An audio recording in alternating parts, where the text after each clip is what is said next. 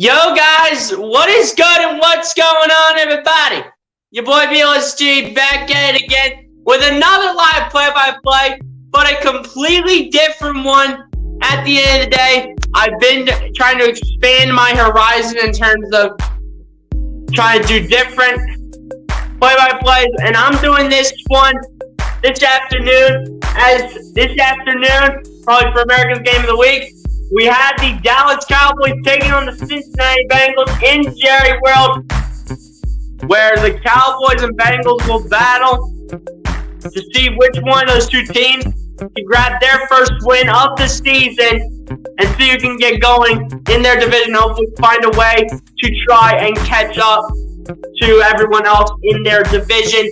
So hopefully, honestly, me as an Eagles fan, of course, I want to see the Bengals pull this one out. Not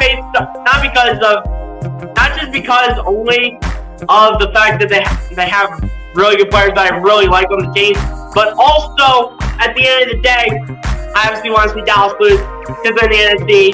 But appreciate everybody for coming through in the chat. But if you haven't done so, hit that like button, subscribe to the show, guys. Now the music's there, sir. The music's great. But once again, let's go speed. Thank you. Let's say what's up to the chat before we get started. Bleacher, what's going on? Appreciate you for coming through. Said looking forward to your live stream. It's been too long. It's literally been since it's been since yesterday. It's been since yesterday, so I have no clue what you're talking about. It's literally been since yesterday.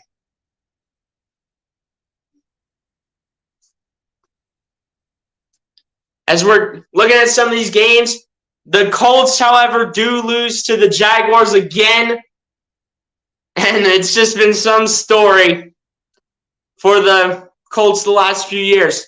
Star Wars 99, what's good, my guy? Appreciate you for coming through. So let's go, Bengals. You already know. I'm right here, man. I'm right here, right now. Lucas Holland, what's good, my guy? Appreciate you for coming through. Said, yo, you already know.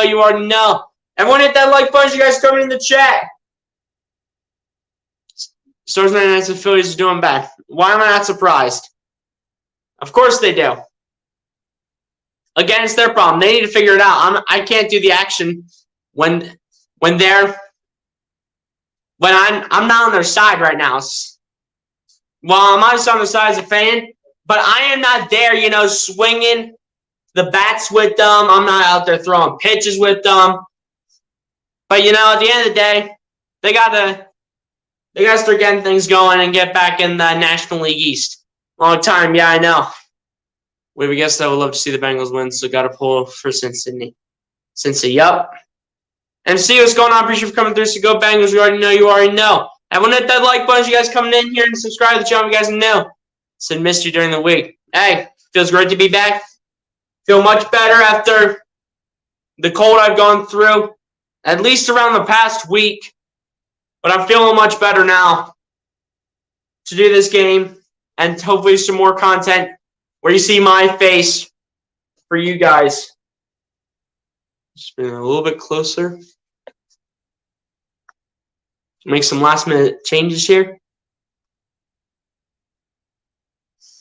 But that should be good.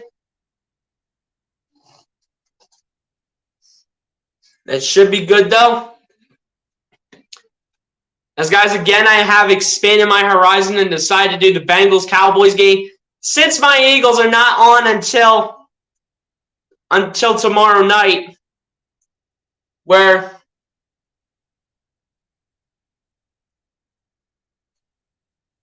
since my Philadelphia Eagles, like I said, they don't play until tomorrow night.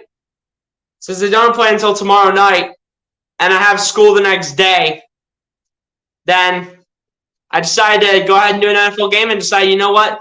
Going to do this one. Looks like the Bengals won the toss and deferred. So we will see Cooper Rush and the Dallas Cowboys offense first as Dak Prescott's out of the injury, as this is already a touchback year for the Dallas Cowboys.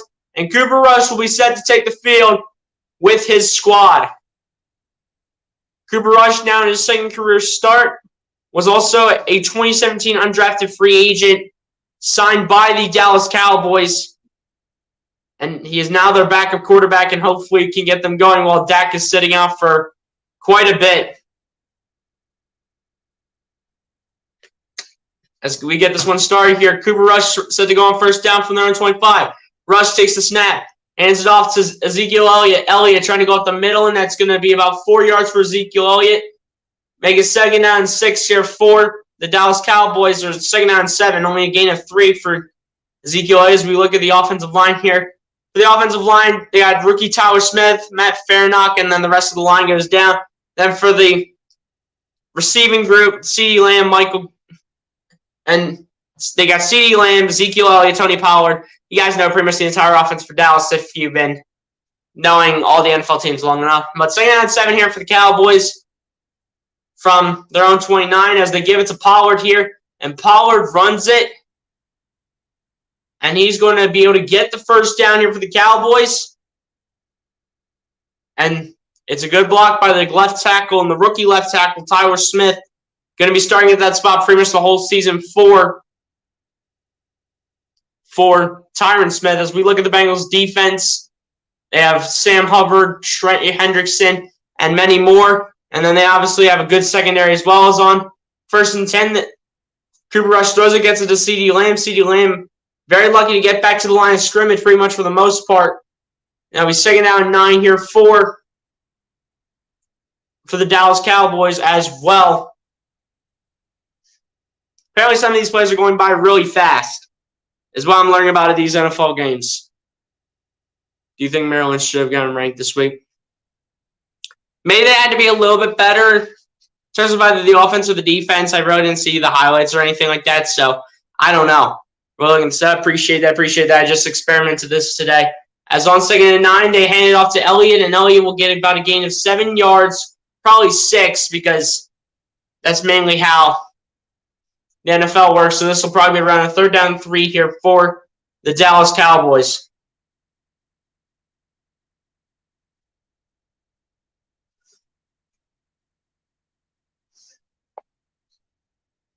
The Dolphins also stunned the Ravens earlier today. That was a shocking.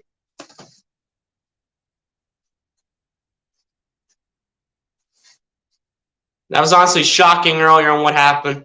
The 3rd down and 2, Cooper Rush fires this one down the left side, and that's going to be incomplete. Try to get to CeeDee Lamb. Tight coverage by number 22 for the defense.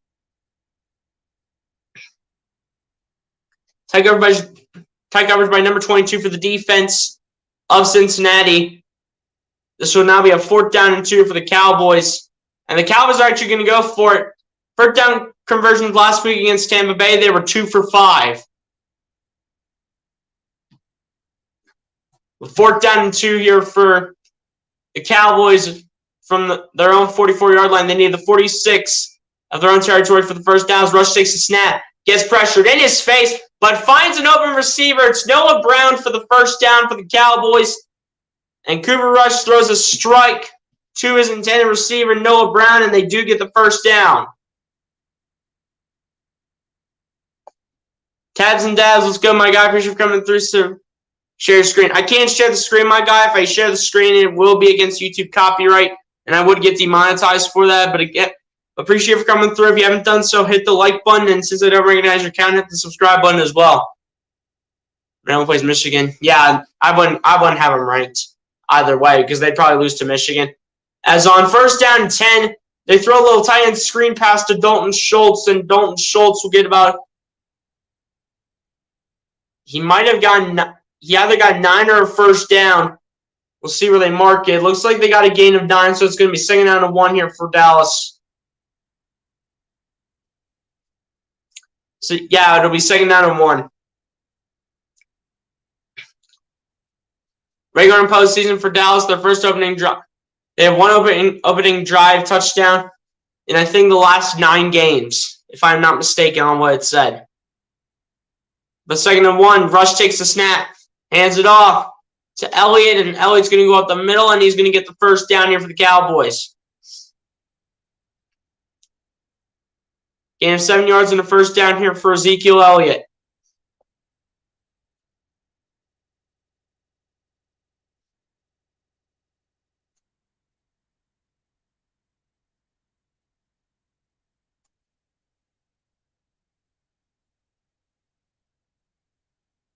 But yeah, it's a good play at the end of the day.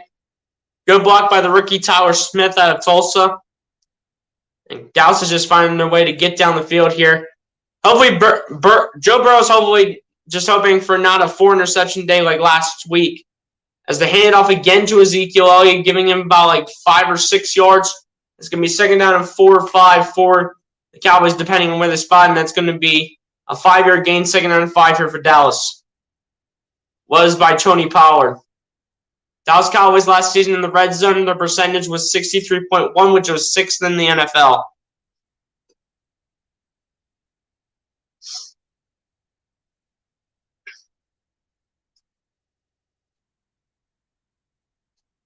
Second down and 5 here for the Cowboys from the Bengals 18.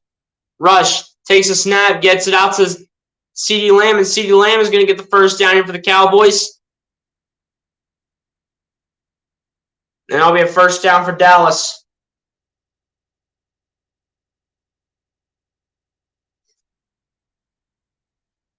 And it was the former Cowboy Chidobe Awuzie taking CeeDee Lamb out of bounds as he had to chase him down.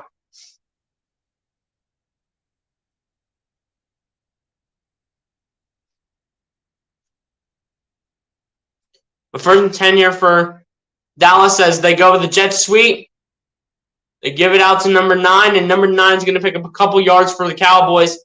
That's going to be Turpin, and that's going to be a gain of 3. And 2nd down and 7 here for the Cowboys.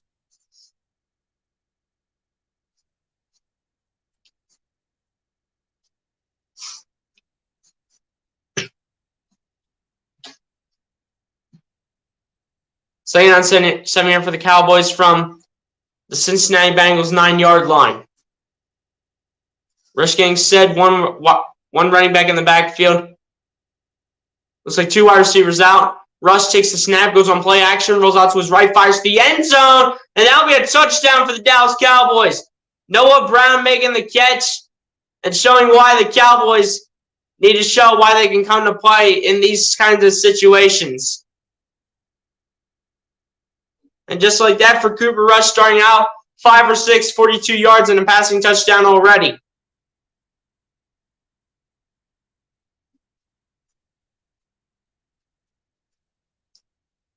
Got right by Jesse Bates. Someone that the Philadelphia Eagles did try to look after until the Bengals franchise tagged him and decided to keep him. But the Cowboys do get on the board here.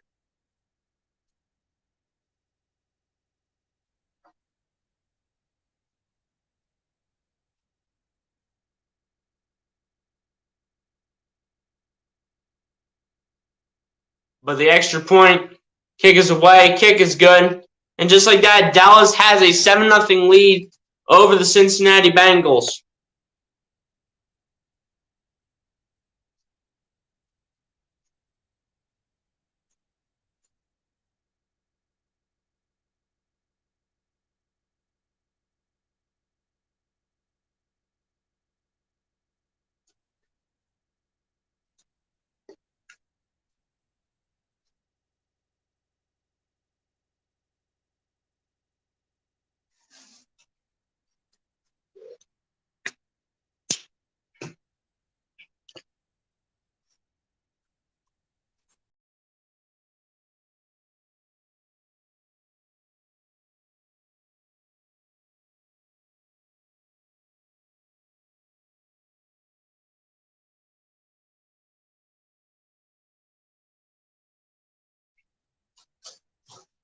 All right, guys. Apparently, I had to go out and come back in because the screen apparently messed up and didn't put me back on full screen. So, had to do it the old-fashioned way: just go out of the studio and then come back in.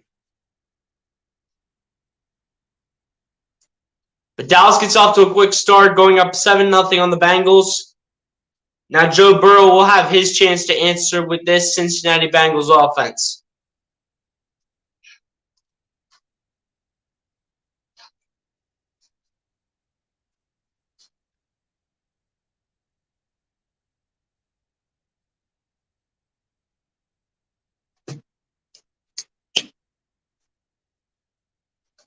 But yeah, it's a good start for the Cowboys at the end of the day.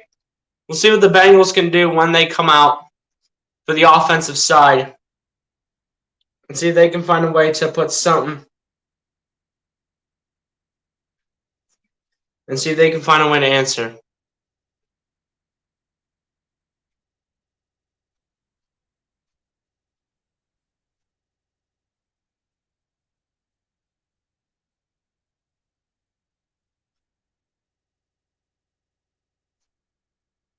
But at the end of the day, we will see if the Cincinnati Bengals can answer.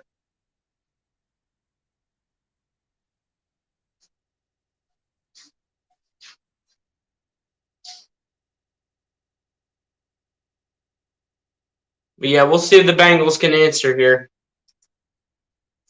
But no matter what, unless if it is a tie, someone is coming out here with a win today.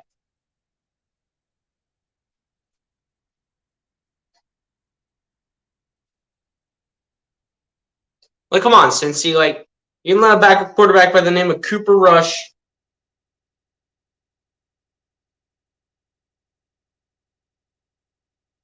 But Brett Maher's kick will go into the end zone, will result in the touchback. And Joe Burrow and the Cincinnati Bengals offense will step onto the football field. Joe Burrow in his last 8 road games, regular and postseason, went on a record of 7-1 with 16 touchdowns and 6 interceptions.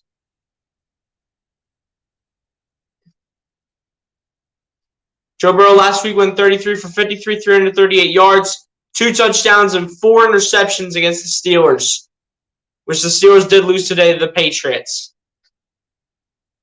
On first down for the Bengals from the 25, Burrow takes a snap, gets it out to Mixon. Mixon will go down the sideline. Mixon is able to get a few yards. And Van Der Esch is able to bring him out of bounds.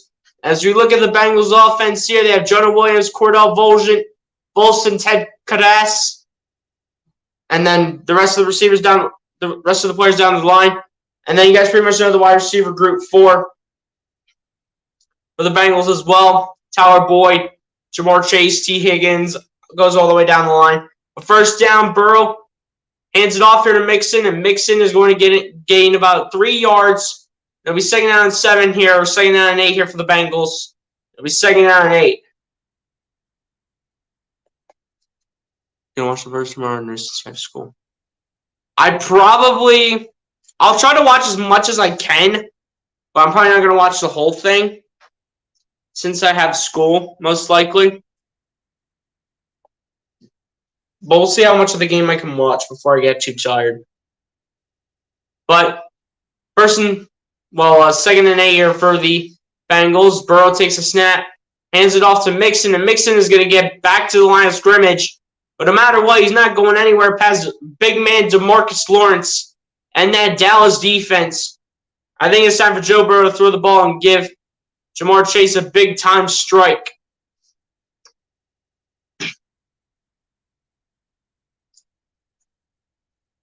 Here we go, 3rd down and 8 here for the Cowboys, or rather 3rd down and 8 here for the Bengals.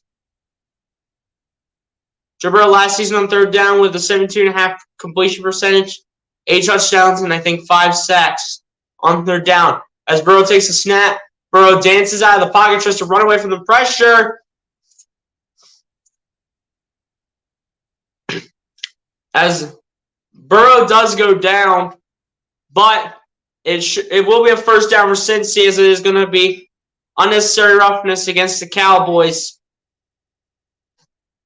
That's going to go against Anthony Barr, and it's going to be a 1st down for Cincy.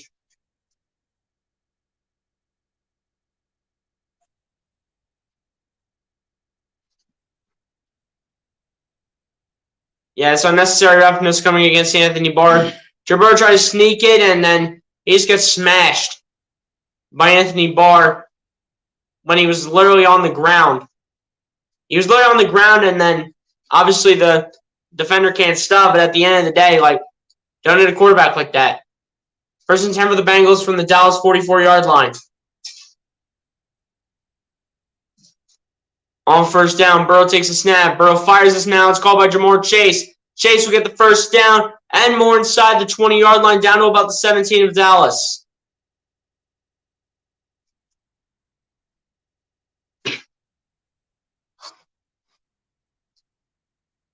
Derek Carr throws a strike to Devontae Adams, and the Las Vegas Raiders are up on the Arizona Cardinals 7-0.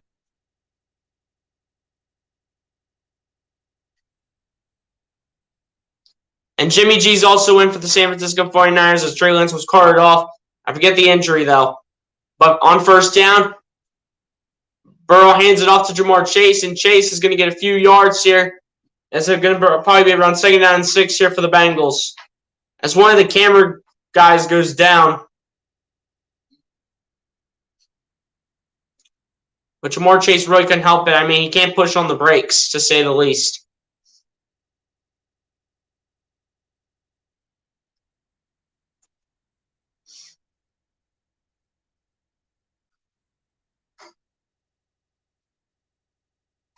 MC said, I don't know, Lucas, my bad. You should know you can't share the screen. Well, I mean, if he's new to the channel, then he probably doesn't know that because he's not an old viewer. He's not an old viewer. I'm going to say that right now.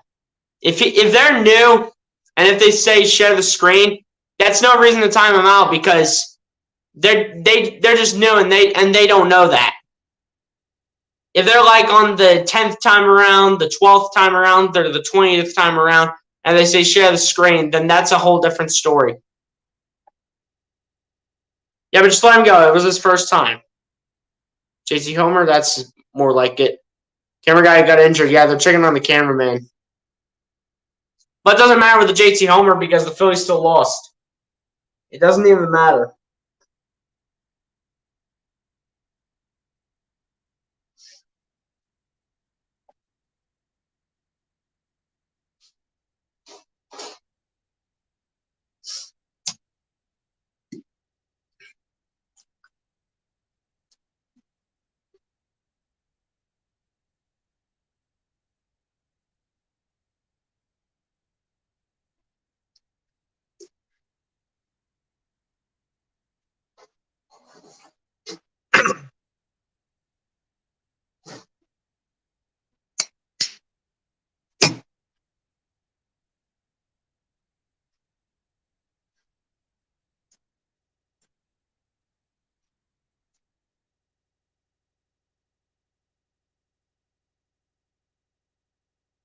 And Lucas, looks like they brought the Google scoreboards back, so I don't have to use CBS anymore. Is what it's looking like right now.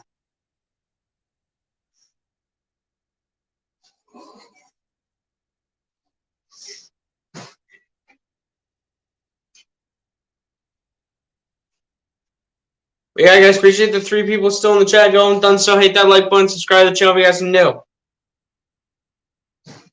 Hopefully the camera guy's all right.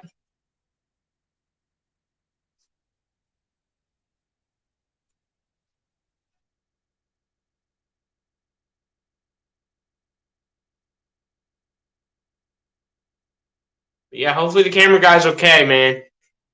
Hopefully he's all right.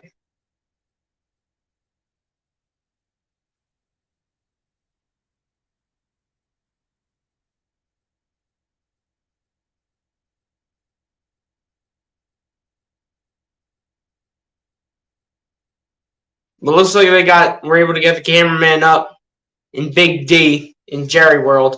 And now the Bengals are back on the field getting ready for 2nd down and 6.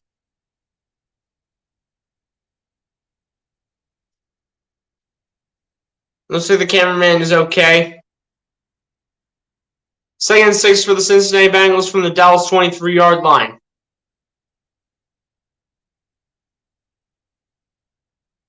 Bro, trying to get everyone set.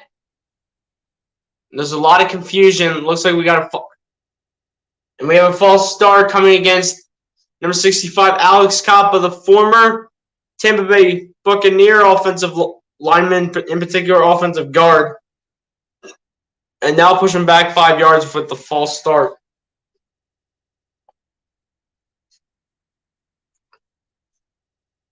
Trey Lance was carted off with the ankle injury, so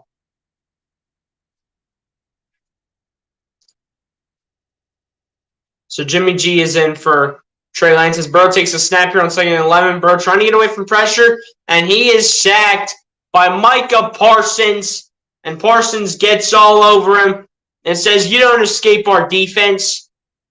You stay where you are, and you don't go anywhere, and you don't say nothing.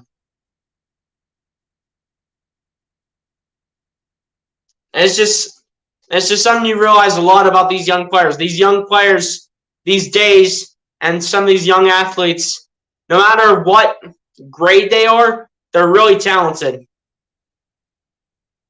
I mean, don't get me wrong, the guys back in the day were talented as well, but these guys right now, they probably been more talented than the people back in the day. As Burrow goes with a quick pass here to the tight end, I think that was Hayden Hurst. If I'm not mistaken, yes, it is Hayden Hurst, and it's going to be 4th down here for Cincinnati, and Evan McPherson will come on to kick the field goal here for the Bengals and get them on the board.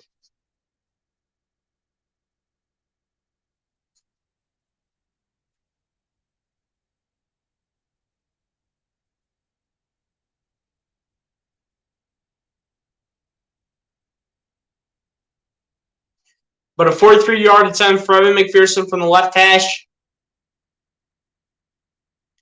As the kick is away, and the kick is good. And the Bengals do get on the board, though. Cut the lead down to a 4-point deficit in favor of the Dallas Cowboys. And the Dallas Cowboys will now be up 7-3 on the Cincinnati Bengals, with the Dallas Cowboys offense getting set to come back on the field.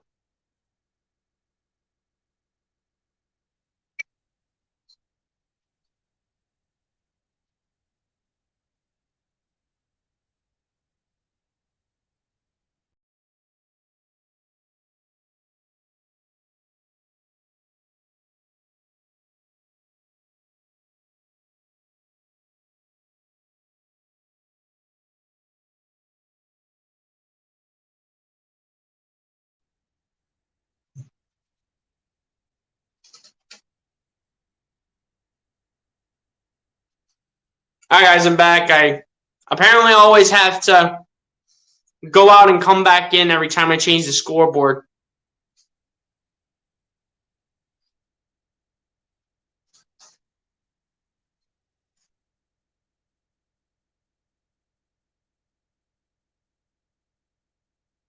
But yeah, guys, let's keep sharing out the stream and bring more viewers up into the chat.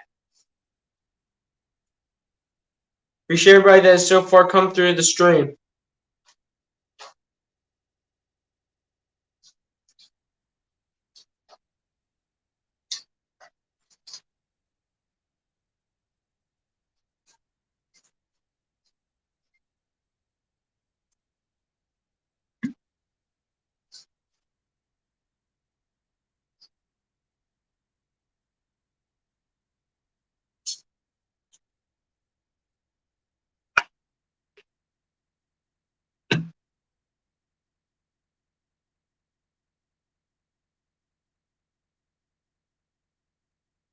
But at least the Bengals were able to manage and answer with something.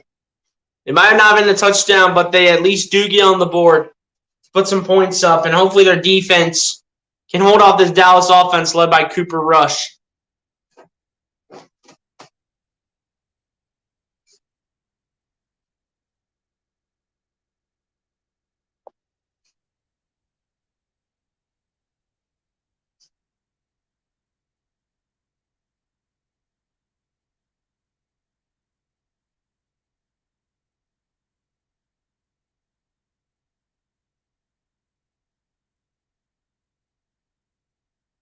As Evan McPherson gets ready to kick it down here, back to Dallas, and give him the ball right back.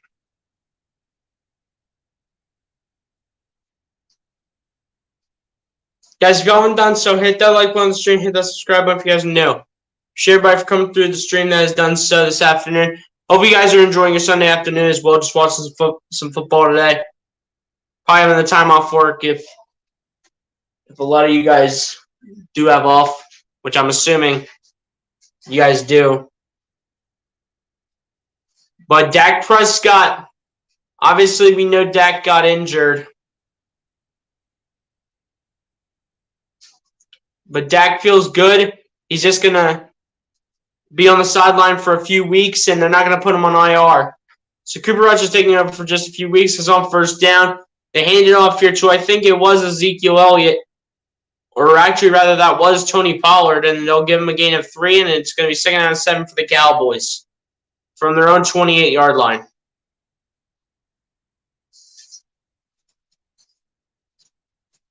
Dak Prescott last week against Tampa Bay went 14 for 29 for 134 yards, no touchdowns, 1 pick,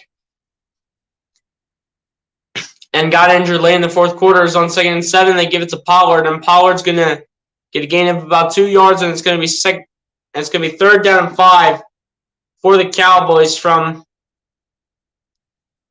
their own 30-yard line here.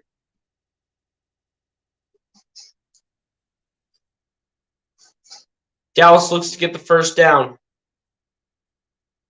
Bengals looking for the stop and then looking to respond with a touchdown. Cowboys need to get to the 35-yard line for the first down. And so we have false start on Dallas.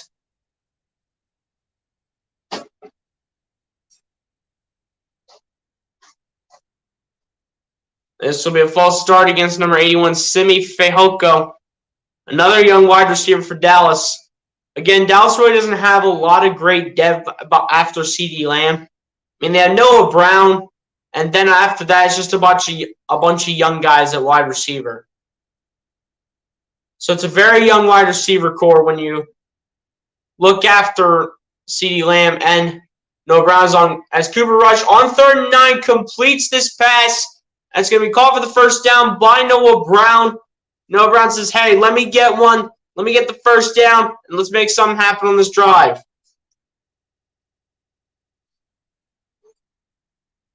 I don't know why the Bengals secondary, though, is making the Cowboys look good. I don't know what their secondary is doing, but they need to wake up.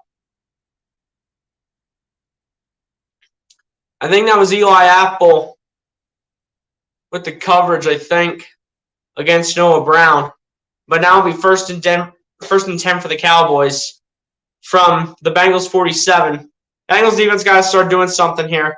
As on first down, Rush takes a snap, fires a deep bomb down the sideline, and it just barely, and I mean barely missed CeeDee Lamb going up against the former Cowboy Chidobe Awuzie, and it was just overthrown by Cooper Rush.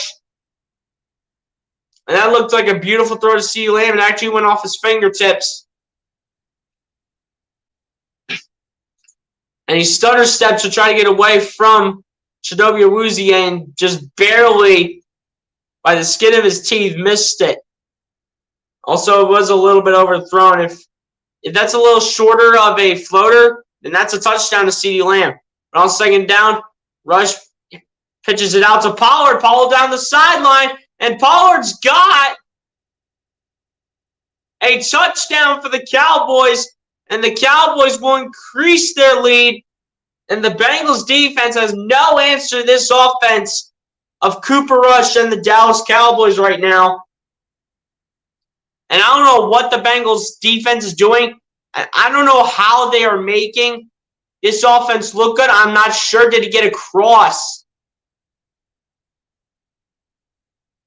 Did he make it? Looks like he did make it. That's going to be a touchdown for Dallas.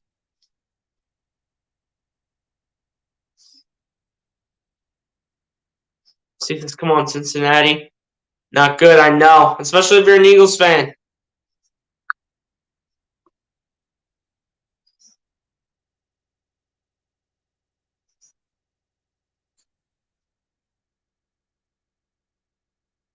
It's hard to see where the football is at.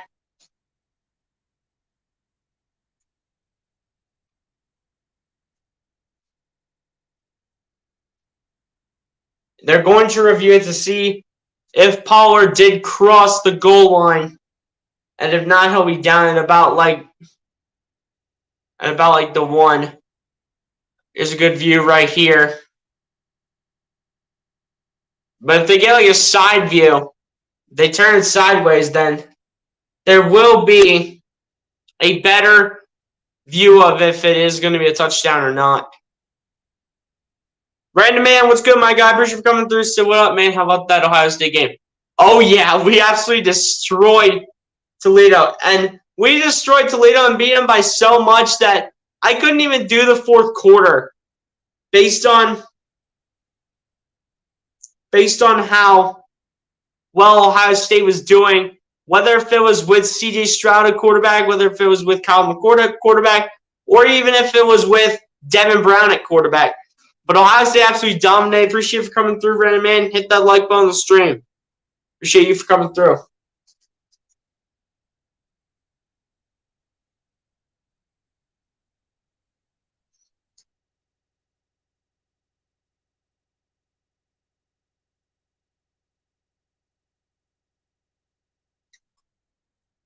So we don't know if this is going to be a touchdown or not by the Cowboys.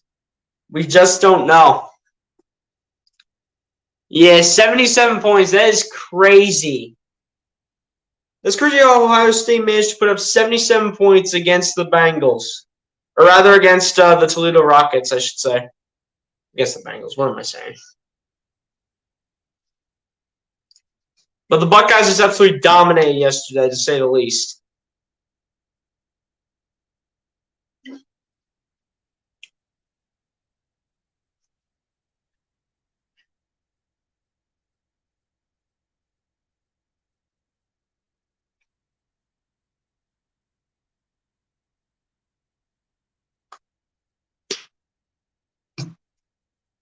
But it's just remarkable for the fact that Ohio State could put up that many points against Toledo. But I mean, Toledo was only beating unranked teams. They're basically like a high school team. And the Eagles mainly just the Eagles. The Buckeyes just dominated them for the most part.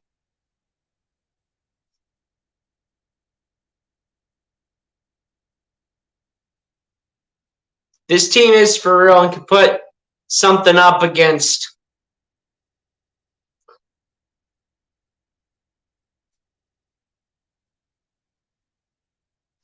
But the Buckeyes just find a way to dominate as they overturn the call here for Pollard for a touchdown. They will rule him inches short.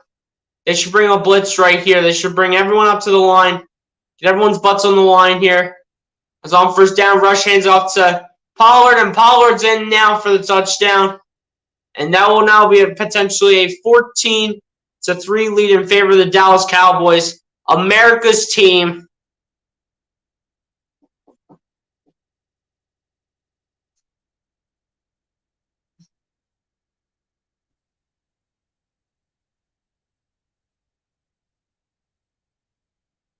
The right side of the Dallas Cowboys offensive line is locked in. It is all locked in. 2 drives for the Cowboys and 2 touchdowns for Dallas. As the kick is away and the kick is good. And just like that, the Dallas Cowboys will increase their lead to a 2-score lead, 11 points apart between them and the Cincinnati Bengals. As we go to the next drive where the Bengals look to answer once again and find a way to make this game closer than what expected right now.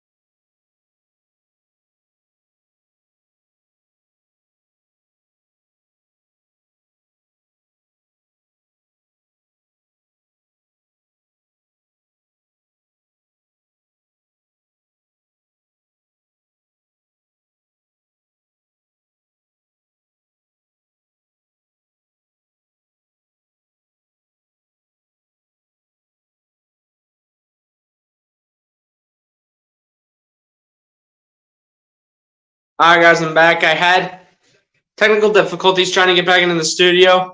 And you guys obviously know the drill. I had to change the scoreboard and all that. So, as on the first player of this drive of the Bengals, Burrow does get sacked by Dorrance Armstrong. And that will have Joe Burrow lose the yardage to end off the first quarter as we go to quarter number 2, where the Dallas Cowboys have a 14-3 lead over the Cincinnati Bengals. Bengals looking to find a way to get something going here on this drive.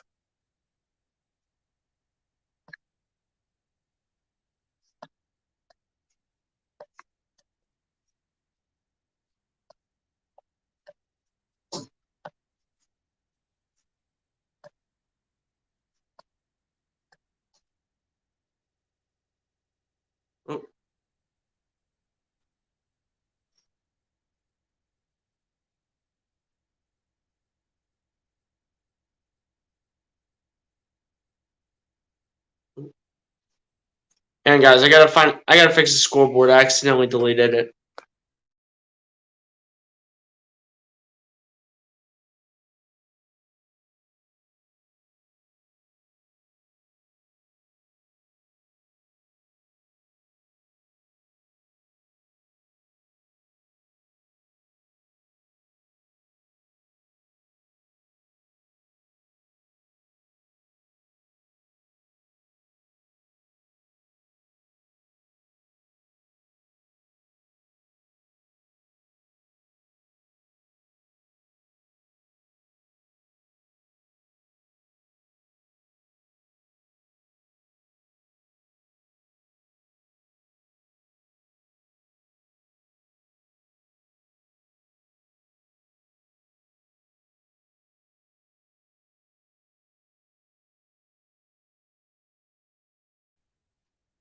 Alright guys, I'm finally back after fixing the scoreboard after I accidentally deleted it. But we go to the second quarter where the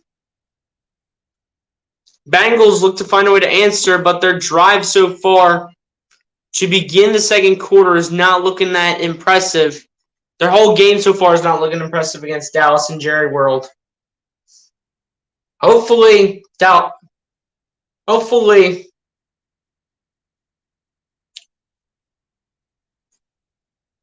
Bengals can clean this up, because they need to clean it up now.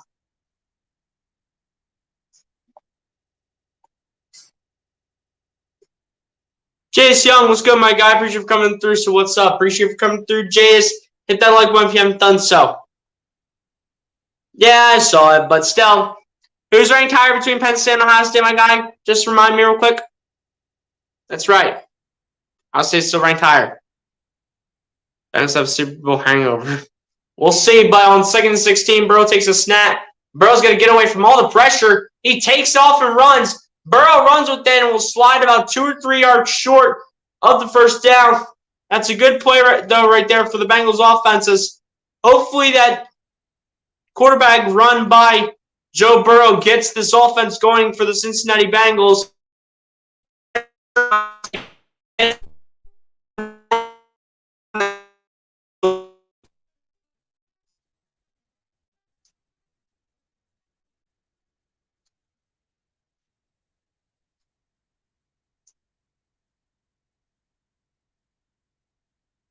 But here we go, 3rd down and 14. Burrow fires it, and this pass is incomplete. Jamar Chase had no chance as Micah Parsons was all in the face of Joe Burrow. If I had the Bengals, I'd go for it. I'd go for it if I were Cincinnati, I'd go for it. But good thing Joe Burrow gets the ball out. It looks like they're going to punt here, though, on a 4th down and 4, which is where Joe Burrow was down when he slid. 4th down and 4 for the Bengals. But Huber punts this down all the way inside the 25. And it'll be a fair catch called by number 9, Turpin here for the Dallas Cowboys. And Cooper Rush will once again get back onto the field and hopefully increase the Cowboys' lead. Bengals need to think of something here real quick. They got to think of something. I'll take Penn State over Michigan. I'm not sure about that right now, Lucas, but if Penn State can climb their way higher into the rankings and somehow find a way to get over Michigan, then I can see it.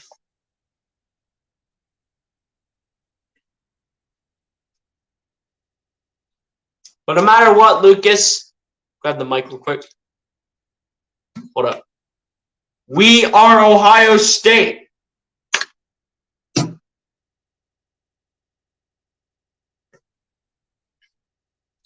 Here we go. Dallas to get started here from their own 25. Rush takes a snap. Hands it off here to Ezekiel Elliott. Elliott will get about a yard or two on the ground on the first play, making the second down and 8 or 9 for the Dallas Cowboys. And there will be second down and 8 here for Dallas from their own 27. The Bengals secondary really needs to wake up.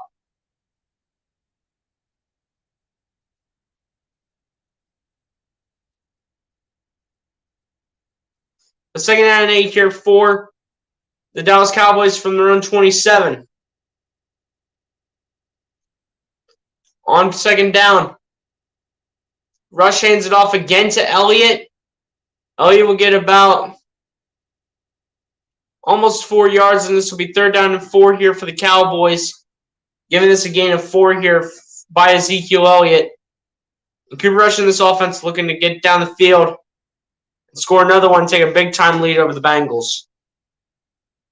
I just only got CFB. How Cincinnati lost week 1. Arkansas is now ranked 10. Cincinnati isn't ranked anymore when they won the other game. It's in blowout fashion. Yeah, but they might have been against unranked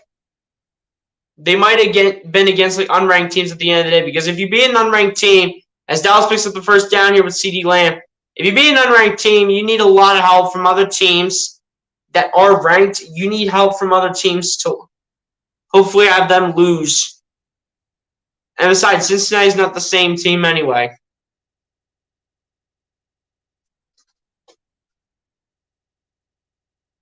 Dallas, however, does get the first down. Cooper Rush again throwing a strike to CeeDee Lamb, picking up the first down for Dallas. First and 10 here for the Cowboys. Rush goes on play action here. Rolls to his right. Cooper Rush takes it himself, will slide. Only pick up a gain of 3 yards, and this will be second down and 7 for the Cowboys.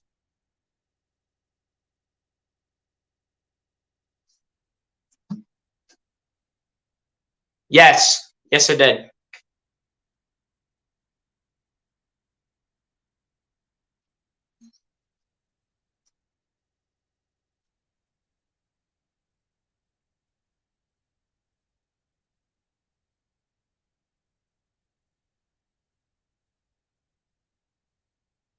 Wait, Lucas, are you talking about the Texans or are you talking about the college team?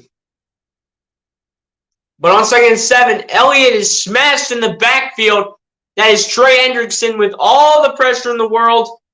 This will be third down for the Cowboys. That is a huge loss on the play for Dallas, but it's a great play by Trey Hendrickson.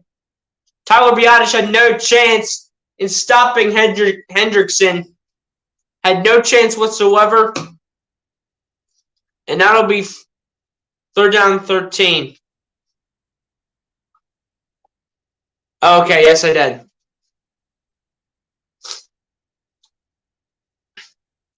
Third down and 13. Rush takes a snap. Rush throws it. This is going to be incomplete. No flags in the area. Chidobe Awuzie with the coverage. Someone did get to Cooper Rush, though, by any means.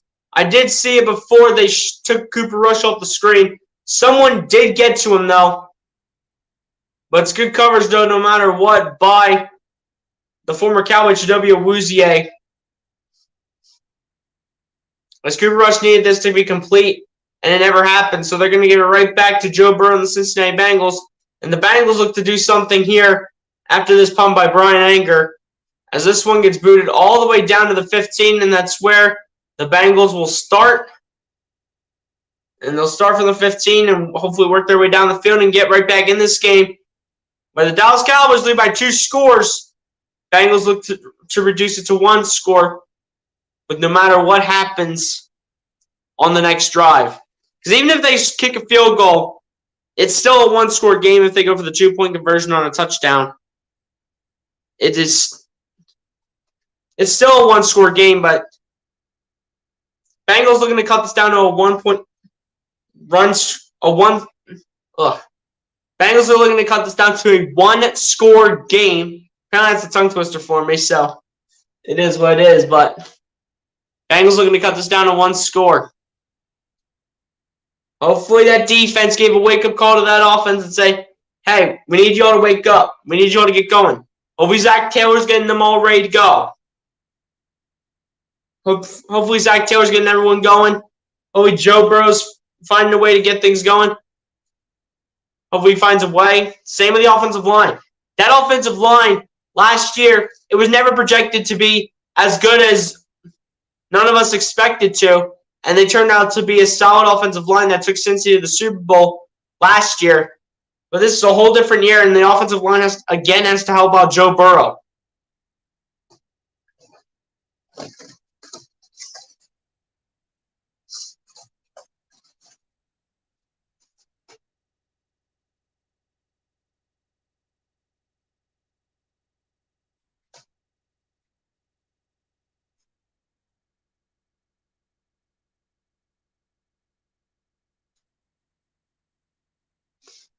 But yeah, we will see if the Bengals can cut this down to a one-score game.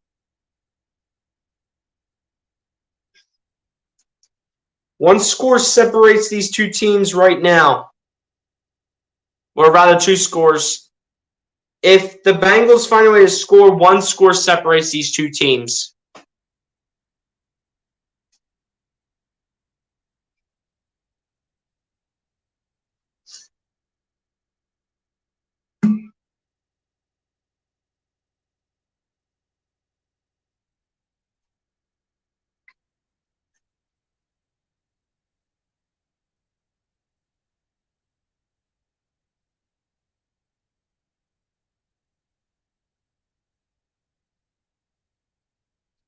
But here we go. 1st and 10 for the Bengals from their own 15-yard line.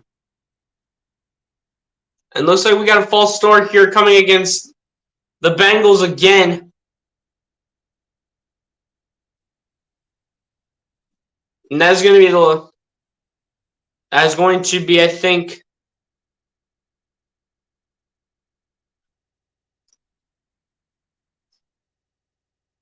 that is the right tackle, Leo Collins. Jonah Williams still on the Bengals offensive line. They've added 4 new offensive linemen to make that offensive line depth look a little bit better, but mainly the starters for the most part. But 1st and 15 for the Bengals now. On 1st and 15, Burrow pitches it out to Mixon. Mixon trying to get away from all the defenders, and he's being taken backwards. And the rookie out of Ole Miss, number 54, gets the sack for Dallas. Not the sack, but the loss for yardage against Joe Mixon. And Mixon just had nowhere to go.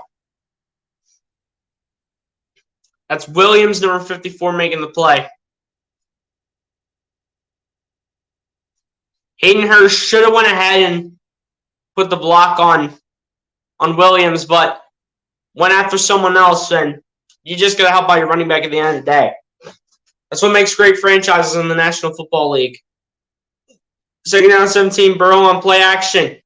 Goes on a running back screen here. A screen pass to Joe Mixon, and they'll get us some of those yards back. This will be 3rd down now for the Bengals, making it 3rd down and 5. Burrow looking to pick up the 1st down here.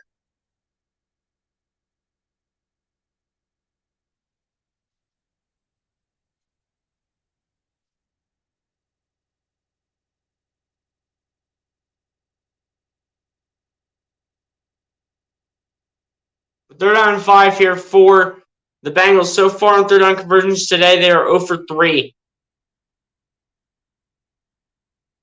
As on 3rd and 5, Burrow takes a snap. Quick pass to Jamar Chase, and he barely gets the 1st down before a big hit comes in by number 6, Wilson. But Jamar Chase is able to pick up the 1st down for the Bengals.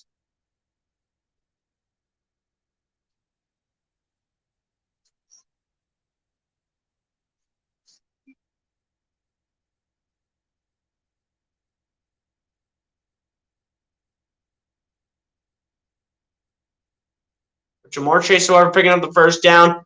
Hopefully the Bengals will find a way to get that wake-up call on. Joe Burrow 5 for 6, so Burrow's been really accurate when it comes to throwing the ball. But on first down, Burrow hands it off to Mixon, and Mixon will get a couple yards. He'll actually only get 1 yard here, and it'll be second down and 9 for the Bengals.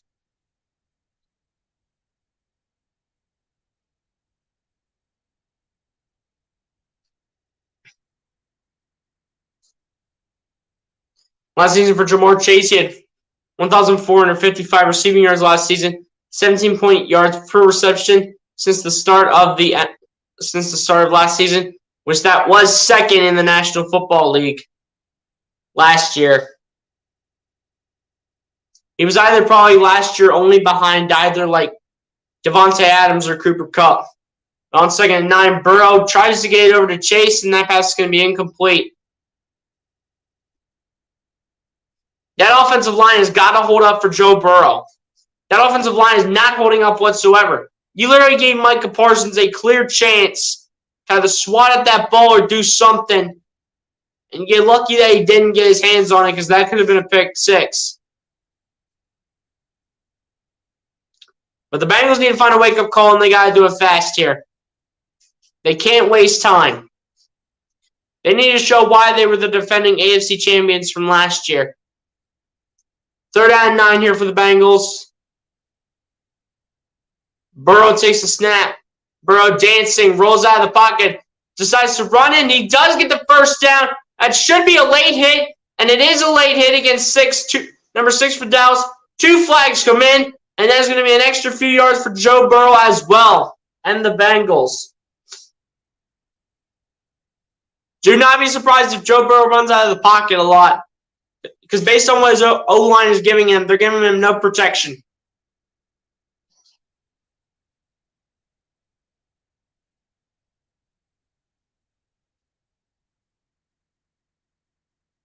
They're giving Joe Burrow no protection, so Joe Burrow's got to roll out of the pocket. 2 fouls coming against the defense. So a holding comes against Dallas.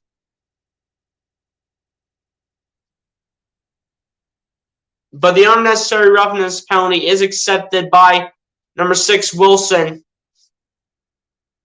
And it was a late hit in my opinion. That's definitely a penalty using the helmet.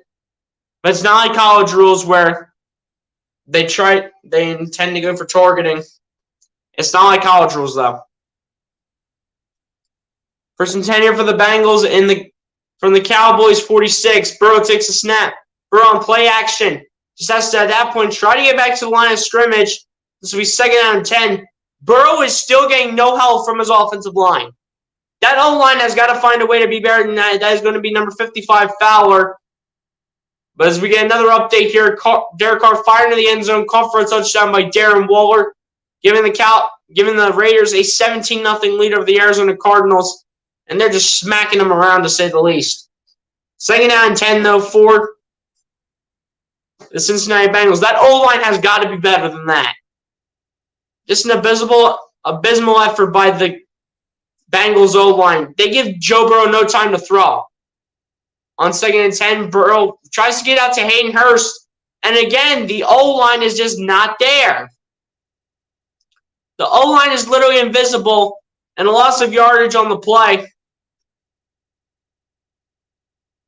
The O-line is not even there for it.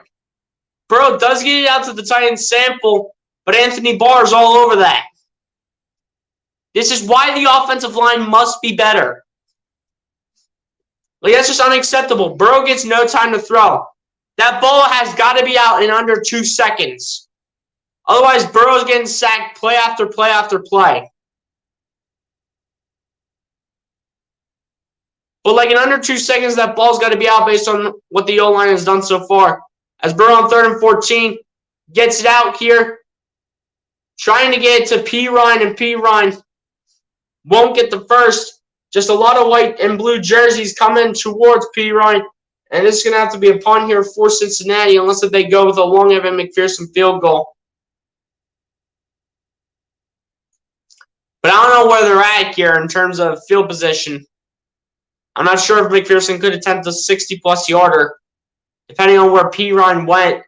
Perine went up to about like the 42, which could have given him a 59-yarder, but they will go ahead and punt it with Huber. However, a timeout will be called here by Dallas.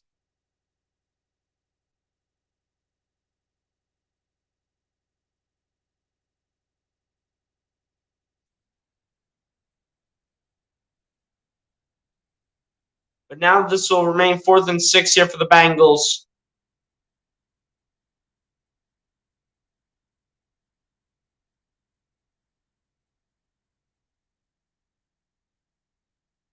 And everyone's aware of Michael Parsons based on what he's been able to do. Not just so far this year, but what he was able to do last year.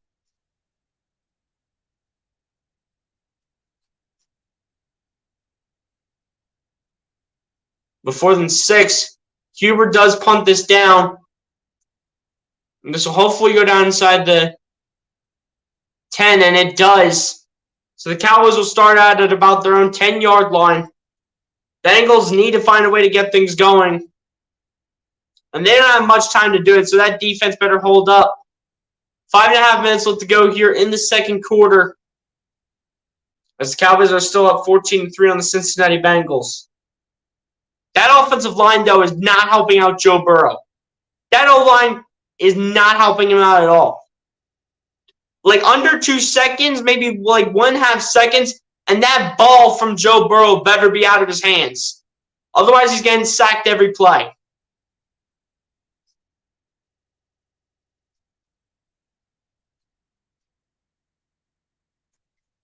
That ball has got to be out in like under 2 seconds.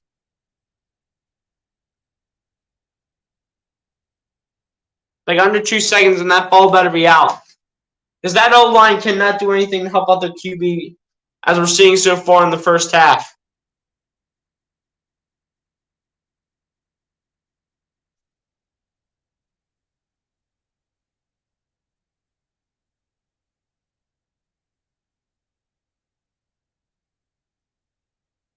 But still, at the end of the day, I mean, that O-line's got to help out Joe Burrow, and they got to help him out real quick.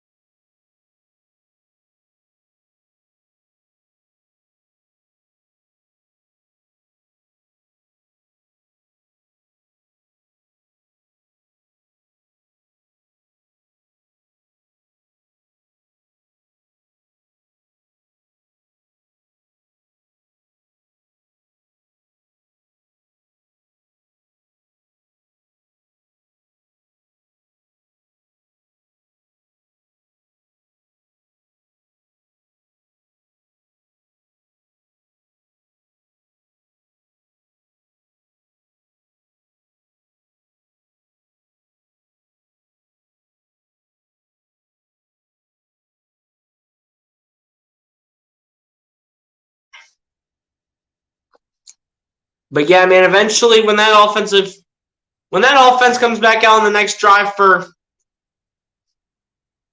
Cincinnati, that offensive line better be better than what they are so far in the first half. First down here. Cooper Rush hands it off here to Elliott, and Elliott's going to pick up the first down here for the Cowboys. And I want to know something. How are the Cincinnati Bengals the defending AFC champions, and they can't find a way to get it going against a backup quarterback in a Dallas Cowboys team? It just doesn't make sense. I know the defense can get it going because they have DeMarcus Lawrence, Micah Parsons, and Trayvon Diggs.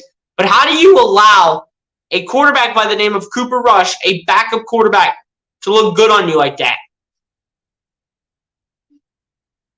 It's not making much sense to me whatsoever.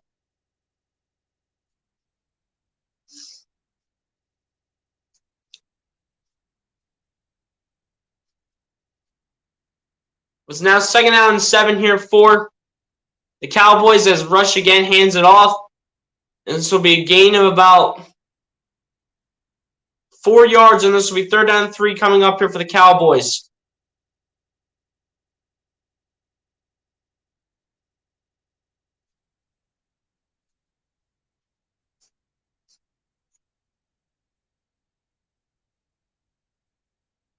Third down and 4 here for the Cowboys, no matter what.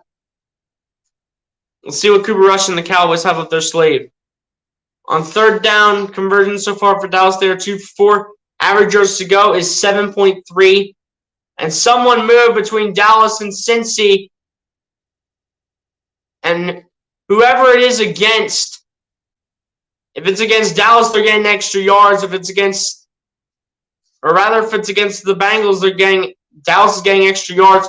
But if it's against Dallas, it's just a waste of a play.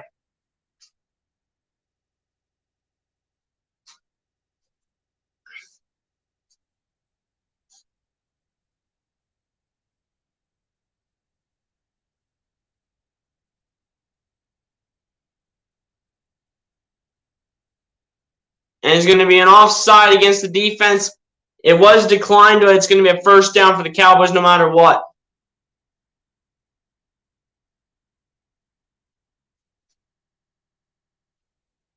That is Noah Brown making the catch against Eli Apple.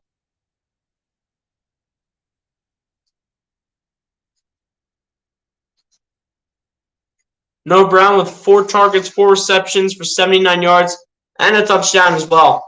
11 first downs for Dallas, just 6 for Cincinnati. Rush pitches it out here to Elliott. Elliott trying to find the edge and cannot find the edge. He'll probably lose a yard after that run. It'll be 2nd down and 11, I think, for the Cowboys here.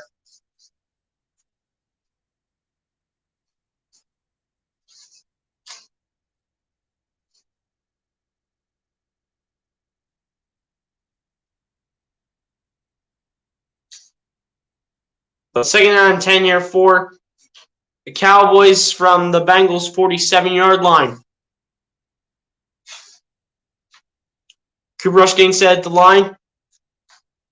On 2nd and 10, Rush goes on play action. Rush barely gets the ball out to Pollard. And Pollard is going to, however, lose yardage. He's going to lose a yard. That clock is going to keep running down. And it's going to be 3rd down for the Cowboys here.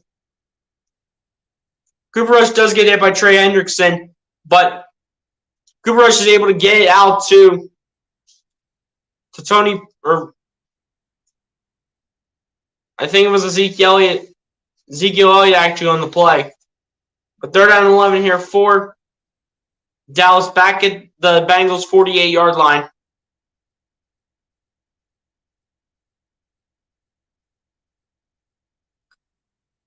On 3rd down, Rush takes the snap. Try to get it out to his tight end. And it's going to be an incomplete pass here. Logan Wilson thought it was going to be a fumble. But it'll be 4th down and 11 and an incomplete pass, as this one was not even close to a fumble recovered by the Bengals.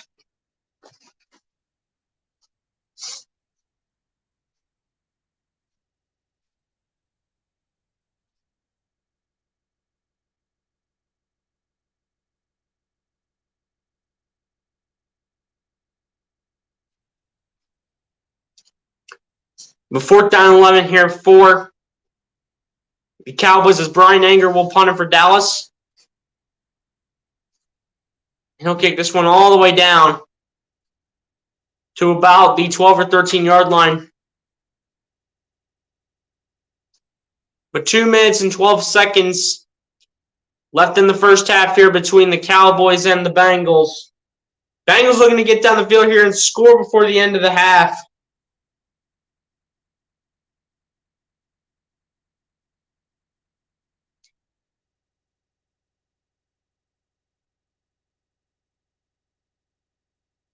And McPherson is the only one that has scored points so far for the Bengals. 1st and 10 here for the Bengals from their own 13 as Burrow hands it off to Mixon. Mixon trying to find some holes. It's going to be about, I would say, 4 yards for Joe Mixon, making this a 2nd down and 6 here. And yes, it is a 4-yard gain. As we go to the 2-minute warning here, Dallas still up 14-3 on the Cincinnati Bengals. But the Bengals looking to find a way to score here before the end of the first half. And hopefully find a way to make it a one-score game.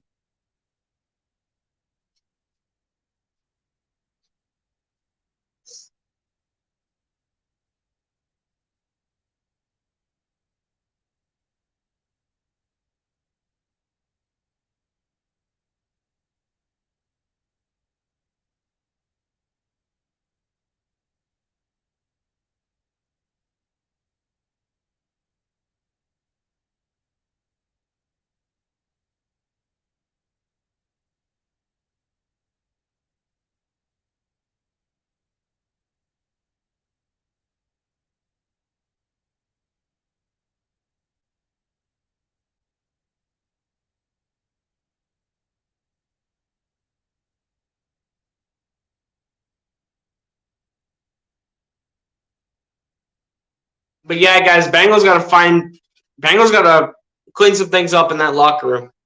Especially the number one thing I would say that the Bengals need to clean up is that offensive line. That offensive line needs to help out Joe Burrow. Like in the whole first half, it's like Joe Burrow better have that ball out in like 2 seconds. Joe Burrow literally doesn't have time to scan the field and find a way to get anything going for the offense of the Bengals. He doesn't have any time because of the offensive line that he has. He doesn't have an offensive line like the Browns, the Colts, and other offensive lines like that. He doesn't have an offensive line like those teams. If he had an offensive line like those, he would definitely be able to scan the field more easily and would make his task much easier against any opponent.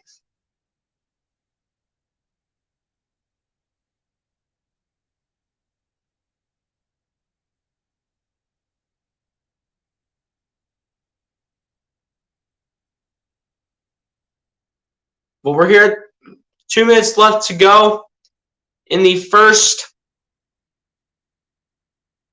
2 minutes left to go here in the first half between the Bengals and the Cowboys. 2nd and 6 for Joe Burrow and the Bengals from their own 17-yard line. Burrow with a running back in the backfield. Burrow takes a snap. Burrow fires it out to Jamar Chase, and Chase with the first down. And he's able to get a few extra yards, but no matter what, for Jamar Chase, it will be a first down. And hopefully the Bengals can find a way to get things going.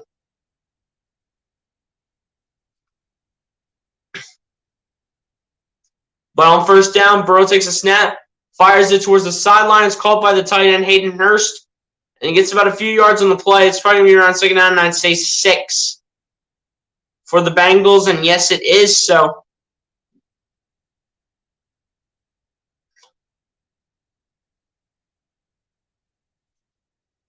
So Drew Sample goes to the sideline and looks like he might be out with a right knee injury. So Hayden Hurst is going to take a lot of the snaps from the tight end room for the Cincinnati Bengals with the absence of Drew Sample now. As Burrow takes a snap, trying to get away from pressure as the ball is loose. One of the offensive linemen is trying to fight over with Micah Parsons. Actually, that's Joe Mixon at the bottom of the pile. They're going to say Cincinnati does still have it.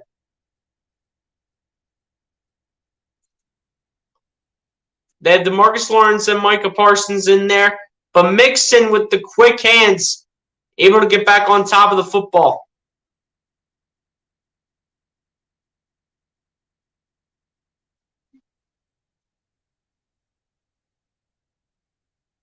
And again, that offensive line, this is why they need to clean things up for the second half here. They don't give Burrow enough time to scan the field and do many plays. They don't give him that much time. But with 1:13 left to go here, it's going to be 3rd down for the Bengals.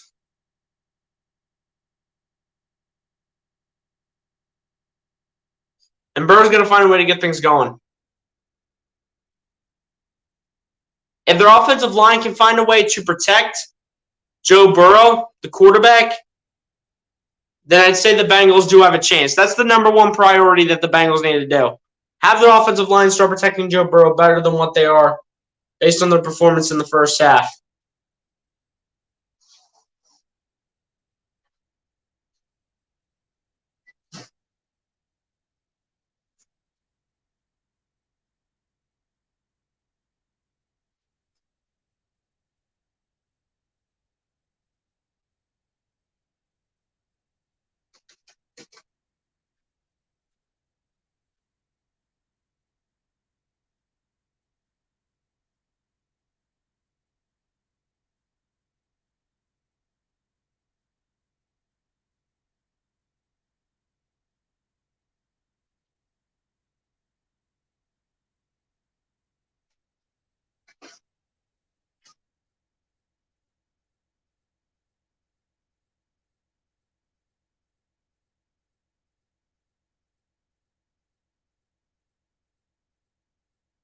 But yeah, the Bengals at least need to score something before the end of the first half to put them in a much better position than what they are right now.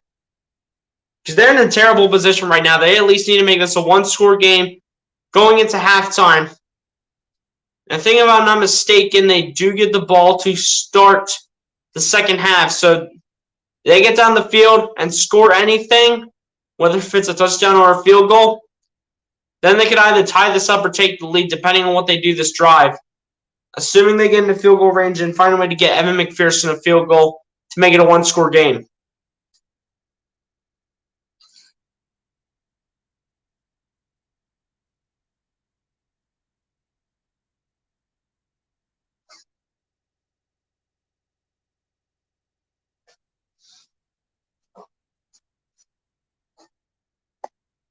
Fred, what's good, my guy? Appreciate you for coming through. So let's go Eagles. You already know, even though they don't play tonight. Still, let's go Birds tomorrow night, man. Currently doing the Bengals and the Cowboys game right now, but appreciate you for coming through. Hit that like button if you haven't done so. As on 3rd and 9, Burrow takes a snap. He has to dance out of the pocket. He's like got nowhere to go. He's getting chased and sacked. He is going backwards. He's got nowhere to go. Dorrance Armstrong with the sack for Dallas. And that offensive line, they got a lot of work to do. Burrow's got no time to scan the field. He's got zero time to scan the field whatsoever.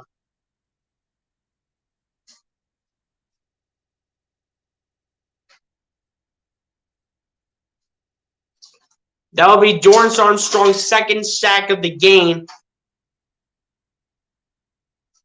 for the Dallas Cowboys. That'll be his second sack. As now the Bengals go in a 4th and 22 situation where they're most likely going to punt this. They do get the ball starting the second half, but can that offensive line step up? Can that offensive line step up for Cincinnati?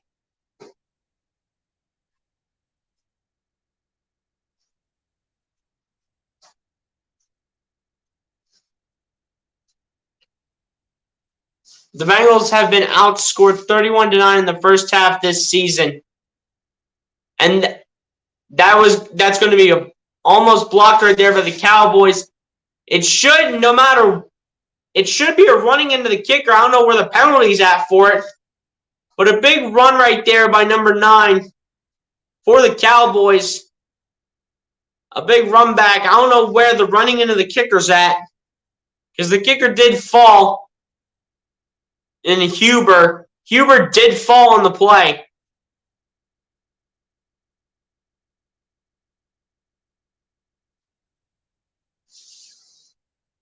But that should be in my eyes, that should be a first down for the Bengals, because that should be a first down for the Bengals, or at least a closer 4th down, depending on how many yards the Bengals will get back. But on first down, Cooper Rush fires, and this is called by CeeDee Lamb, and CeeDee Lamb is only getting 3 yards. 2nd down and 7 for the Cowboys. And the clock is winding down here. Cowboys have to go about 14 yards for a field goal try. As on 2nd and 7, they are able to get it to Tony Pollard. And a timeout will be called here by Dallas to save some time on the clock here with 25 seconds left in the first half.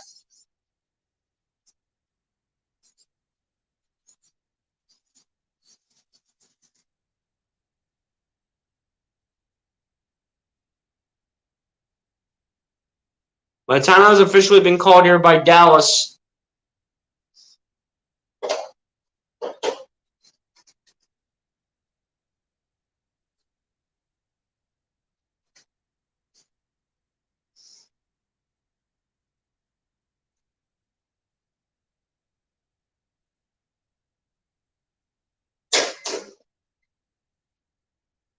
But first and 10 here for the Cowboys from the Bengals 39. Russ takes the snap, and he rushed that one for sure, to say the least. As he was trying to throw it out to Tony Pollard. He had all the time in the world because the pressure of the Bengals and their defense is not like the pressure of the Cowboys against the Bengals O-line. The Cowboys, however, did bring back Brett Maher. Brett Maher last season went 16 for 18 on field goal tries, I think, if not that, extra points. And then we'll see how well he does on the field goals, assuming the Cowboys do not score a touchdown on this drive. As on 2nd and 10, Rush takes the snap, fires to the sideline, caught by Pollard. And it's going to be a third down. It's going to be a third down and mid for the Cowboys here. It's going to be 3rd down and 7. And it's going to be close to somewhere in the 60s.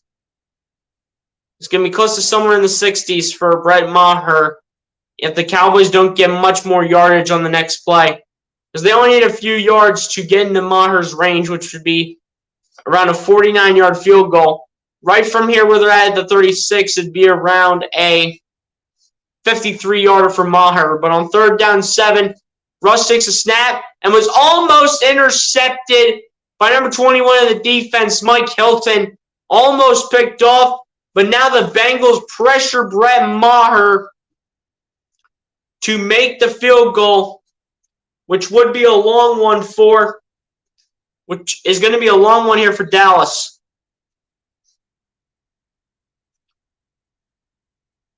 But Maher comes out. This is going to be a 54-yard attempt here for Brett Maher. 54 yards away. We've seen the history of Brett Maher in the past. From the left hash, the kick by Maher's up, and the kick is good. Brett Maher makes it, and makes it a 14-point game between the Cowboys and the Bengals in Jerry World. And man, the Bengals, do they ever have a lot of work to do. Brett Maher just comes out here and just drills this one. He just drills it through the uprights. And he definitely had it high enough by a mile. The sack would have put more pressure on Maher to make it a longer field goal, but Dallas at the end of the first half will have a 17-3 lead.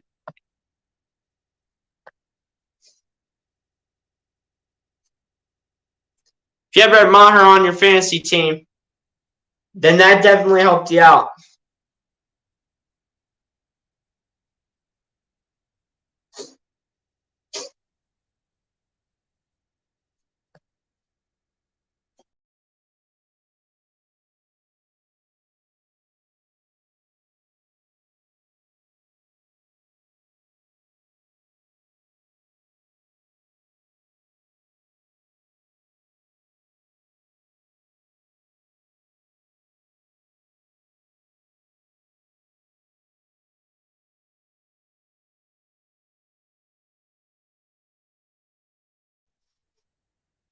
As the Cincinnati Bengals here will receive the second half kickoff when we return for the second half, as the Bengals are going to take this to halftime, and they have a lot of work to do, but especially on the offensive line when it comes back to the second half. As we go to halftime here, as the Cowboys have a 17-3 lead over the Cincinnati Bengals, it is shocking that the Bengals have not made this closer as the defending AFC champions from last year, but Dallas is just bringing the heat, and as of right now, it's looking like they want it more.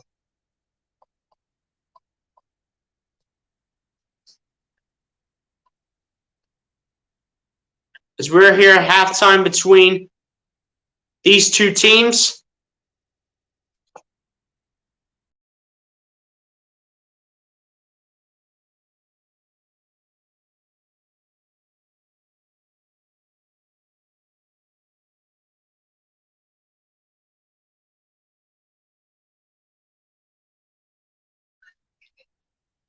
We're at halftime here between these two teams. We'll go over the stats real quick and then take the halftime break like we always do for games like this. So far for the Cincinnati Bengals side, not the greatest of stats here. Only with 3 points, though. Joe Burrow starting at 9 for 12 for 72 yards, no touchdowns, no interceptions. Running the ball, Joe Burrow with 4 carries for 26 yards, 6.5 yards a carry. Joe Mixon with 5 carries for 5 yards, 1 yard a carry. And then Jamar Chase on the jet sweep with 1 carry for 4 yards. Now we look at the receiving game. Jamar Chase with 3 receptions for 35 yards, almost 12 yards per reception. Then we have Joe Mixon in the receiving game with 2 receptions for 23 yards and 11.5 yards per reception. Then you have Hayden Hurst with 2 receptions for 10 yards, 5 yards per reception. Then you have Samaj P. Ryan with a reception for 8 yards. And then you have Drew Sample with 1 reception for -4 yards, though. As we look at the defense here, nothing really too crazy. A lot of tackling going on. But nobody's putting up sack numbers for the Bengals, which is also something they're going to have to improve on, which is that they have to start getting to Cooper Rush more at the end of the day. And whoever's going up against that left side of the Dallas Cowboys O-line, they also got to take advantage because they have a rookie in there in Tyler Smith. And then they have someone else over there that I think is a backup, if I'm not mistaken. And McPherson so far, 1 for 1, with his longest being 43, so 3 points for him.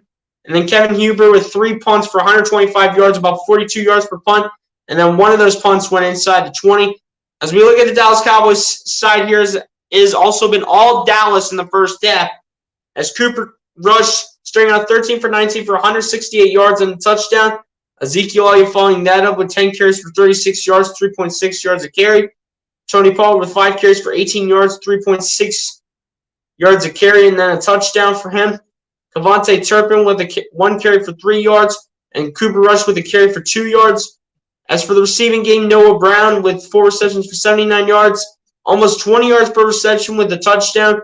Tony Pollard in the receiving game with 4 receptions for 55 yards, almost 14 yards per reception. CeeDee Lamb with 4 receptions for 25 yards, 6.2 yards per reception. Dalton Schultz with 1 reception for 9 yards. And then Dennis Houston, so far no receptions for no yards. And then we'll just skip the rest of that because it's really not important right now as Dennis Houston really hasn't put up the numbers. And then in terms of the defense, again, a lot of tackling coming from Dallas so far in the first half. And they've actually been able to get to Joe Burrow as it has been 4 sacks in the first half by the Dallas Cowboys, half of them coming from Dorrance Armstrong, 1 by Dante Fowler, and then 1 by Micah Parsons. The other 2, again, coming from Dorrance Armstrong. But we look at the punt returns here. Kevontae Turpin with 1 return for 20 yards. Brett Maher, in terms of the kicking, so far is 1 for 1, longest being 54, 5 points for him so far on the day. And then Brian Anger with 2 punts for 77 yards total, 30.5 yards per punt, and then 2 of those punts went inside the 20. So now we look at the team stats as a whole. Cowboys have more total yards than the Bengals, 227 to 84. Passing yards goes in Dallas's favor in the first half, 168 to 49. Same with rushing yards, 59 to 35. Dallas yards per play, same again, with Dallas getting 6.3 yards per play, with the Bengals getting 3.2 yards per play. In terms of first downs, Dallas has the advantage on that, 12 to 7. Third down efficiency, Dallas has the advantage on that. They're 3 for 7, while the Bengals are 2 for 7. In fourth down efficiency, Dallas also has the advantage in that, as they are 1 for 1, while the Bengals have not even went for 1 on fourth down. Total plays, Dallas with more plays, 36 to 26. Bengals with 4 sacks allowed. Dallas really taking advantage of that offensive line. 3 punts by the Bengals, 2 punts by the Cowboys. And then in penalties, Dallas 3 penalties for 35 yards costed. And then the Bengals with 2 penalties for 10 yards costing them. No fumbles lost by either team or interceptions thrown by either team. 13 minutes and 8 seconds for time of possession for the Bengals. And then 16 minutes and 52 seconds for time of possession for the Dallas Cowboys. And guys, that is how we end off the first half. On that note, Bengals down by 2 scores. They're looking to figure things out here in the second half. But we're going to take a halftime break like we always do, everybody. So y'all pretty much know the drill.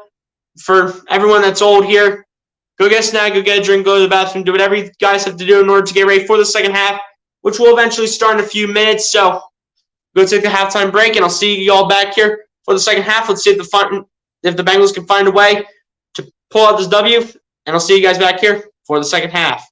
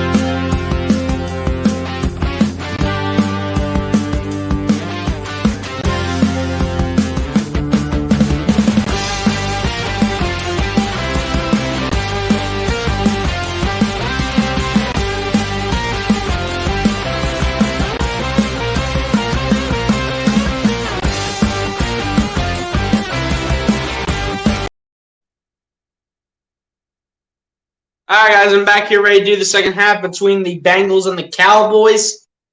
So let's see if the Bengals have figured out what they needed to do in order to have any chance of winning this game.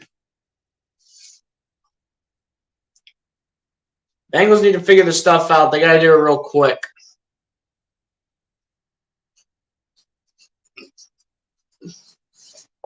Bengals need to figure their stuff out here.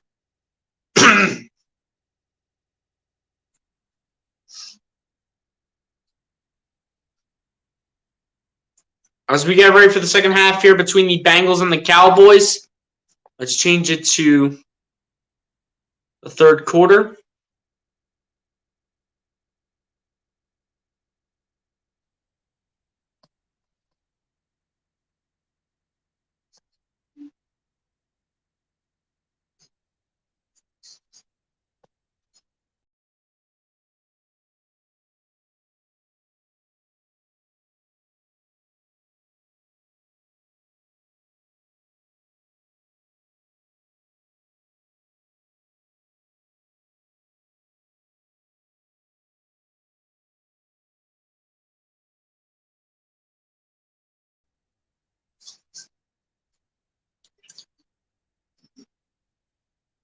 I mean, Joe Burrow's going to, similar to what the Eagles had to do last week against the Lions, Joe Burrow's got to find a way to spread the ball around, but this is against his offensive line.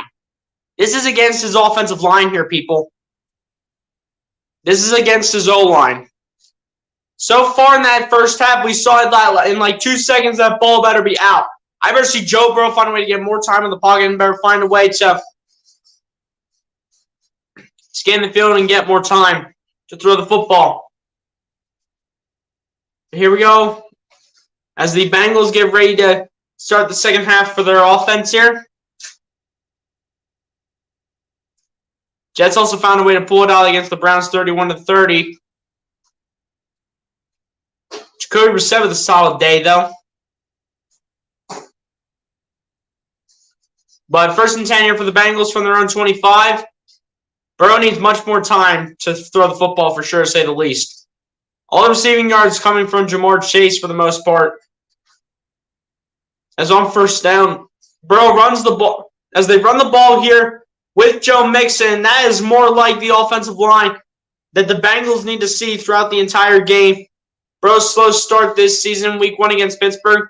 He's averaged 6.4 yards per attempt. Today, he's averaged 6 yards per attempt. Last week, he was sacked 7 times. This game, he sacked 4 times. Last game, Joe Burrow had 4 interceptions. So far in this game, he's at 0. A 1st and 10 here for the Bengals from their own 35-yard line. Burrow takes the snap, hands it off again. Trying to push the pile, I think, is Mixon. And with the running play so far, Burrow is getting a lot more time. And same with the running backs in the running back room. They're getting a lot more time now. I know it's just been a couple plays, but so far, based on what I'm seeing, they're getting a lot of more time to do stuff, whether if it's in the backfield or Joe Burrow throwing the ball. But we haven't seen Joe Burrow throw the ball yet, so we'll have to wait to see what happens with that when it all comes down to it in the second half of the game. As Burrow on 2nd down and 4 looks, fires the pass, is dropped by T. Higgins. This will be 3rd down and 4. Good coverage, though, by number 7, Trayvon Diggs for the defense of the Cowboys. But on that play, one-on-one between La'el Collins and Micah Parsons. And Parsons is just a hard guy to go up against because he can literally get around your offensive line and make your O-line look silly, which is what he has basically done to the Bengals basically the entire game. In particular, the Bengals O-line. But 3rd down and 4 here for the Bengals from their own 41. Burrow takes the snap. Burrow gets away from pressure, fires. That pass is incomplete. And Mixon literally had no idea where the ball was. He never turned around. He never turned back. He never paid attention to the football. And again, another punt coming here from Cincinnati. But the run game definitely looks a lot better with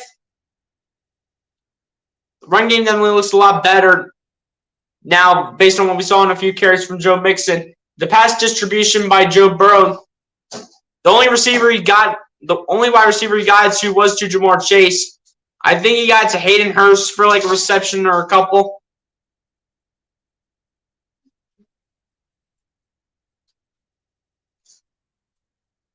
This will be a neutral zone infraction here. This will be a neutral zone infraction here by Dallas now. So now it's going to be a first down for the Bengals, and the Bengals get saved on one. So Joe Burrow again has a chance here. Between DeMarcus Lawrence and Anthony Barr, it went on one of those two guys. They originally called it on DeMarcus Lawrence, but it might have been against Anthony Barr. But no matter what, though, I'm not going to complain about the call because Bengals now have the first down. It's first down for the Bengals from their own 46. Burrow hands it off again here to Mixon, and another flag comes out. This one I have a feeling is against the offense, which will go against the Bengals here. And the Bengals are already going back. But I don't know what it's for, though, to say the least.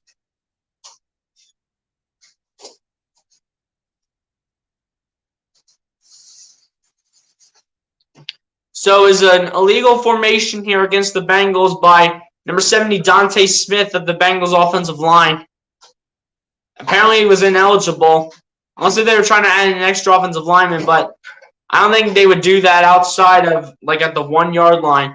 But now 1st and 15 for the Bengals as they're going forwards and backwards and backwards and forwards. Like, make up your mind. As Burrow on 1st and 15, Burrow having to get out of the pocket, but he is sacked by Micah Parsons. This offensive line cannot get it going when it comes to pass plays by Joe Burrow. The O-line just doesn't find a way. Parsons literally has that sack written all over it. He says, that sack is all mine. You're sitting down, you're not saying anything.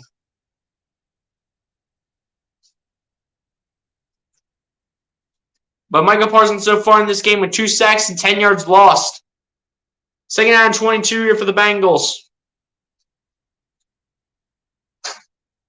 Burrow on 2nd and 22, dancing in the pocket, fires a strike. That is caught by Tyler Boyd. Burrow absolutely threaded the needle on that throw. And when he needed him most, he gets it to Tyler Boyd. And it's going to be it's going to be a 3rd down here for the Bengals as they have a little ways to go. But Burrow just fires a strike. He needed all the time in the world. He found some time and he found a little opening to get it to Tyler Boyd. And he needed him when it mattered the most. Right past Trayvon Diggs and a few yards after, making a 3rd down and 6 here for the Bengals. 3rd and 6 for the Bengals here in midfield. Burrow takes a snap. Burrow fires, that is caught. Higgins with the 1st down. And Higgins, and it's going to be a 1st down here for the Bengals as T. Higgins gets a reception here in the 2nd half.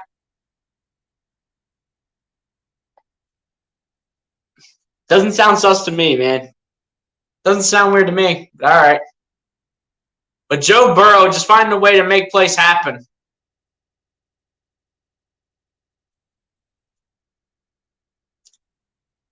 But again, this offensive line is to continue to do that consistently and give Joe Burrow time to look around his options here. As on 1st down, Burrow hands it off. And there will be about a 2-yard gain here for Mixon, and it'll still be 2nd down and 8 here for the Bengals. Micah Parsons has been on that sideline. They're like, hey, we'll give you some rest. But Micah Parsons has been working hard on the field.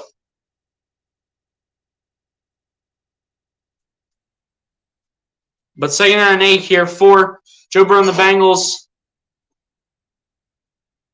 From the Dallas 32, Burrow takes a snap. Burrow fires to the sideline. That's going to be incomplete. Try to get it to Jamar Chase. Broken up by number 3 for the Dallas defense. That's Brown.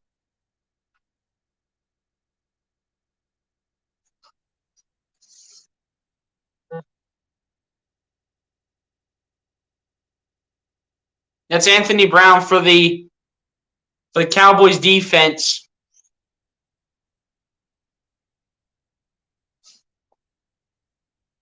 But third down and 8 here for the Bengals from.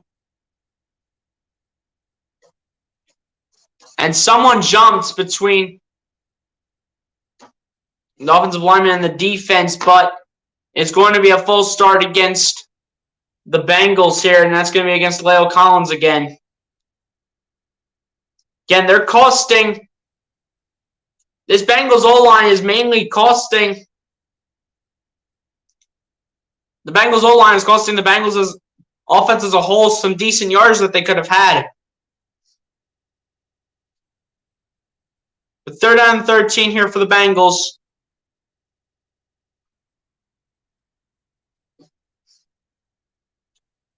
This time they're at the Dallas 37. Burrow with a quick pass to T. Higgins here. Higgins trying to get a few yards. And that'll be a fourth down here for T. Higgins. And this could be a field goal try for Evan McPherson. This has potential at a field goal. But Burrow's he's not even fazed. He's frustrated that his offensive line can't figure this out consistently. It's like you got to double team. It's like you have to double team Michael Parsons because he is that main weapon for that defense. But Evan McPherson going with a 50-yard attempt here on a 4th and 9.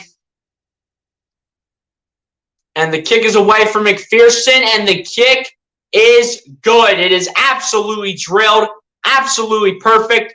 And Evan McPherson is the only one putting up points right now for the Cowboys.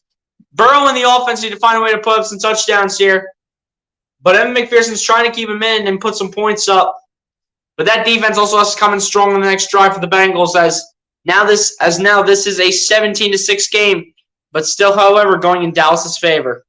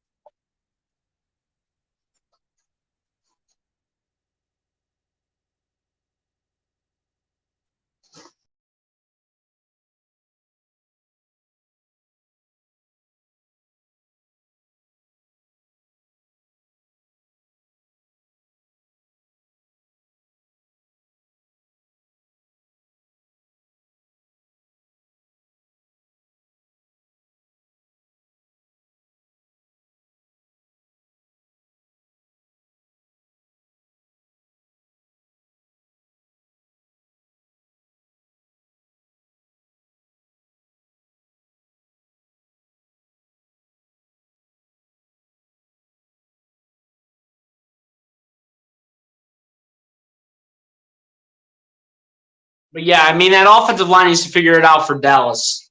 Or rather, Cincy. Cincy's O-line needs to figure things out here. They got to figure it out real quick.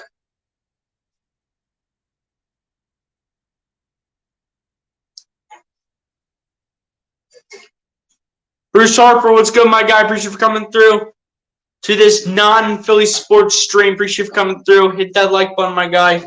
Appreciate you for coming through the stream, Bruce.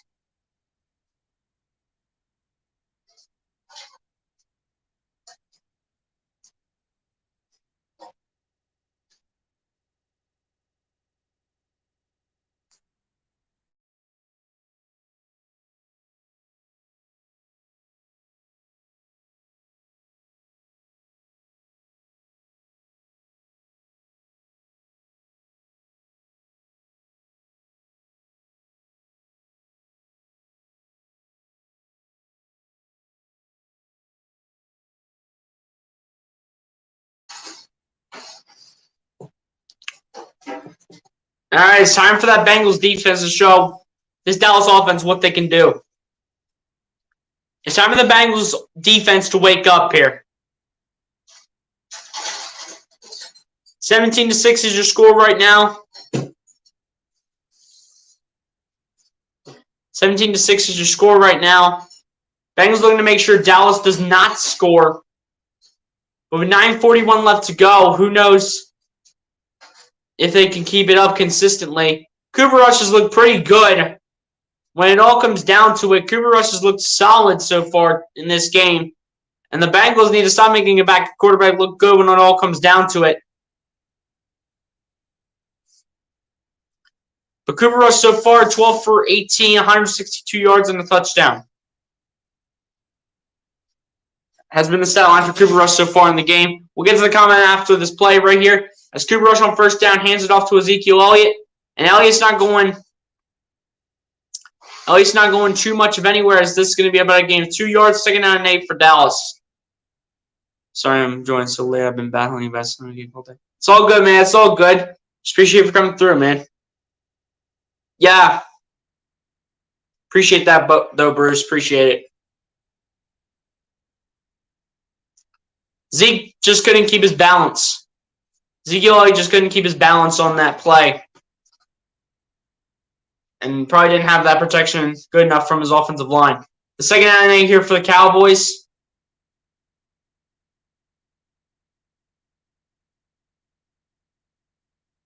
On 2nd and 8, a handoff to Elliott again, and Elliott's going to get about 1 or 2 yards here. That's going to be 3rd down and probably about 6 for Dallas.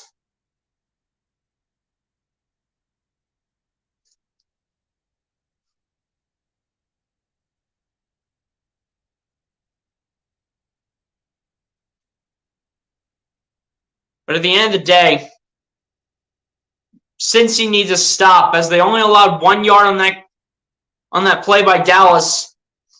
They only allowed 1 yard, 3rd down and 7. And on 3rd and 7, Rush fires this, and this one is dropped by Ezekiel Elliott. And this gives the Bengals some life if the Bengals offense can come together and put themselves in a good spot.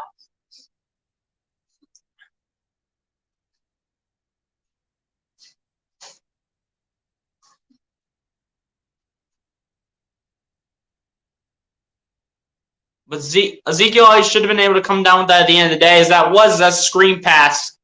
But Brian Anger now has to punt this here for the Dallas Cowboys. As it goes deep here. And they put up a solid return with number 11 for Cincy. Again, I can't tell who number 11 is for the Bengals. But the Bengals looking to find a way to come back in the second half and try to beat Dallas, as 8 minutes are left here in the 3rd quarter. Little over halfway left here in the 3rd quarter. Bengals still have some life here in this game. But will the Bengals have enough energy left in the tank to give it all that they want to Dallas and find a way to come away with the win?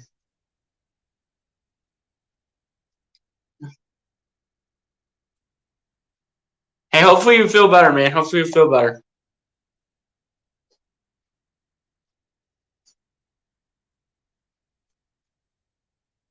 I didn't say any more, just don't do it as often. That's what's wrong with like fast food and all that stuff, you know? I don't either. I hate them. Obviously, because I'm an Eagles fan. Hope the Bengals come back and dominate the rest of the game. I hope so too, man, but it all starts with that offensive line helping out Joe Burrow. That's where it all starts.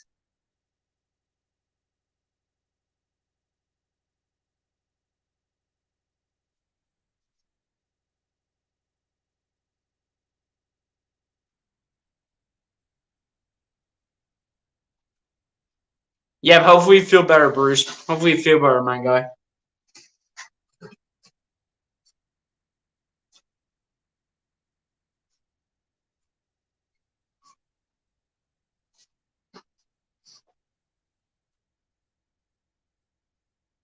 But yeah, the Bengals do, however, have some life in this game. But I think on this drive, in my eyes, for the Bengals, I think in my eyes, this is a must-score situation.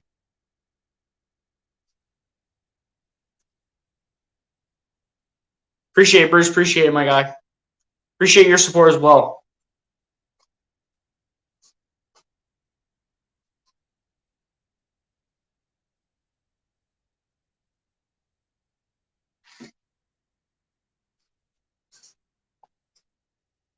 Probably not. I'm just going to watch the game on my own for as much as I possibly can. I'm just going to watch as much as I can of the game before I fall asleep because I know it's going to happen at some point. I know it will.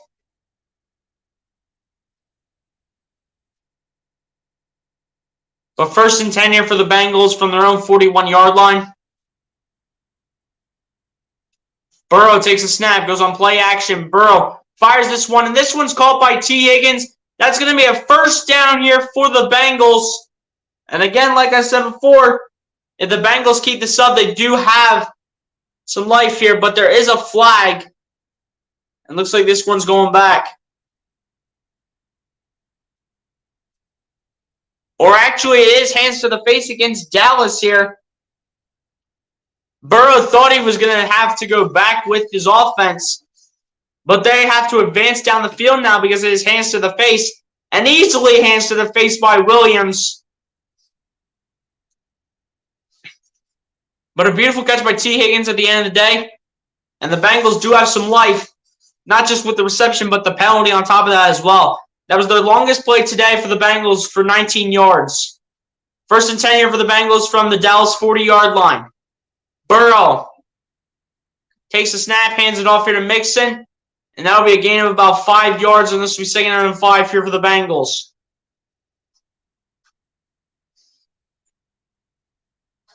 Yeah.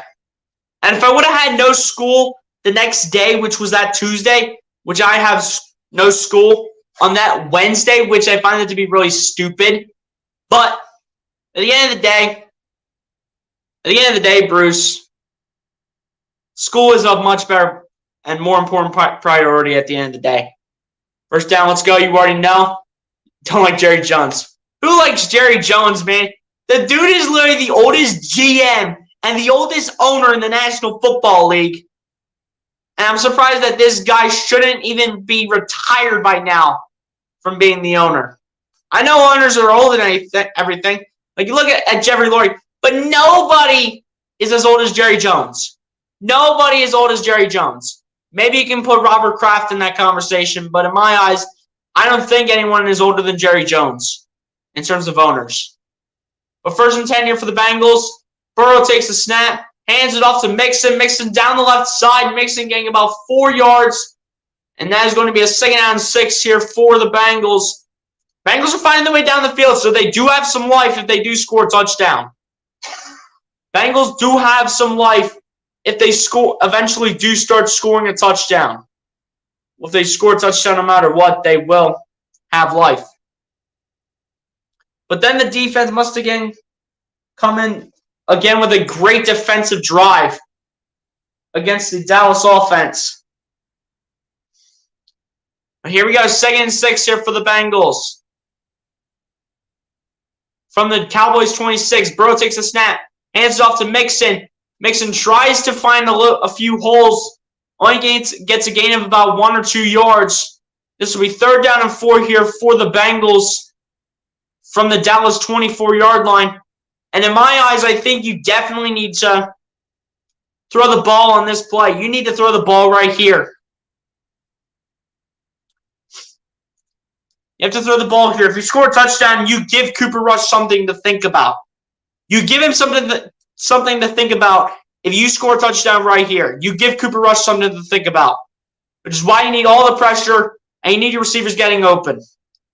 3rd and 4 here for the Bengals. Bengals do call a timeout. They probably didn't like the formation or something went wrong.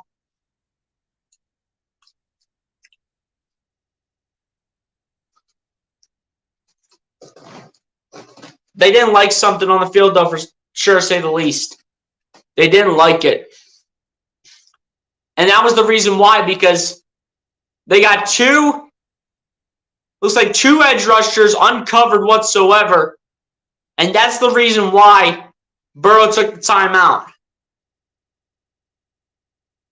That's the reason Joe Burrow did take the timeout.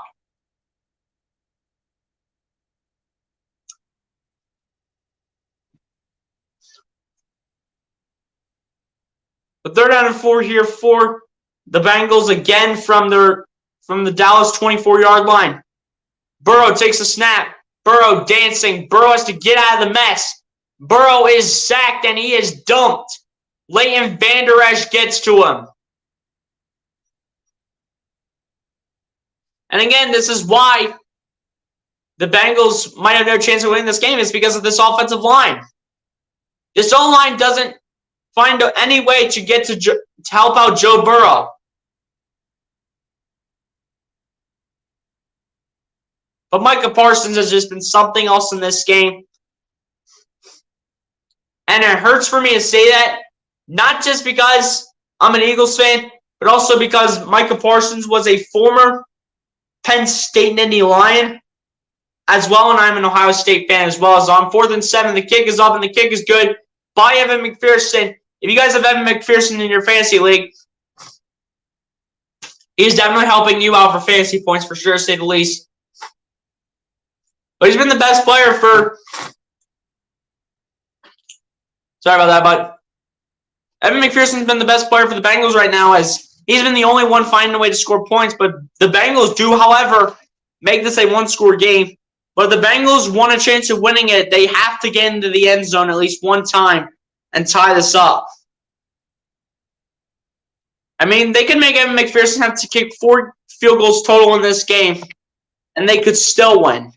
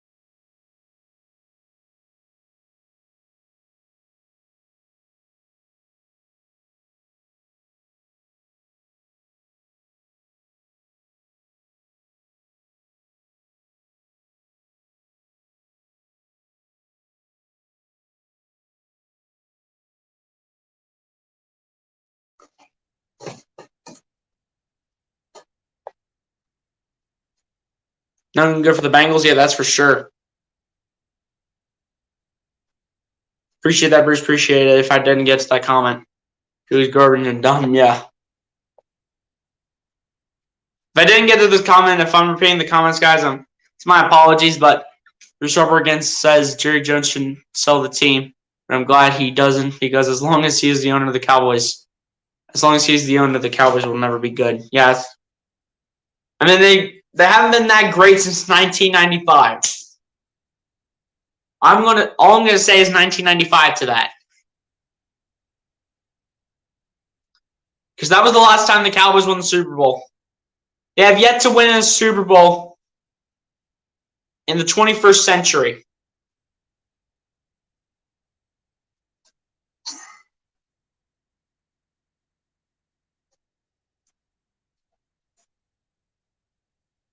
Here we go, as the kick by McPherson will go into the end zone for a touchback here. And a crazy window this one was. Miami outscored the Dolphins 28-3 in the fourth quarter. It looks like Jets leave the Browns down 14 points in the last minute, 22 seconds, in a 31-30 win. Pats prevail in Pittsburgh after they avoid their first 0-2 starts and so won. And then the Bucs pressure too much for the Saints as their first win against the Saints with Brady as the quarterback.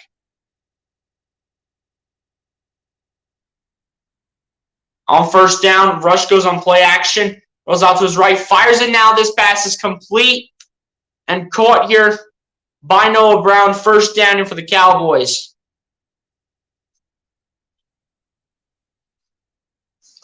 Gain of 14 in the first down for Dallas, by the way.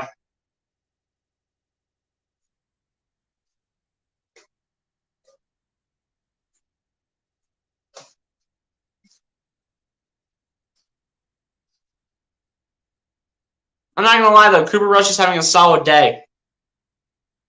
13 for 20 for 176 yards. Rush on first down. Fires, and that was almost intercepted by Mike Hilton. That was almost picked off.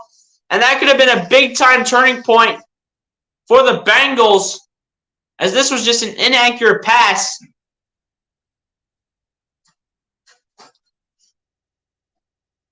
It goes just off the fingertips of Mike Hilton. Unlucky.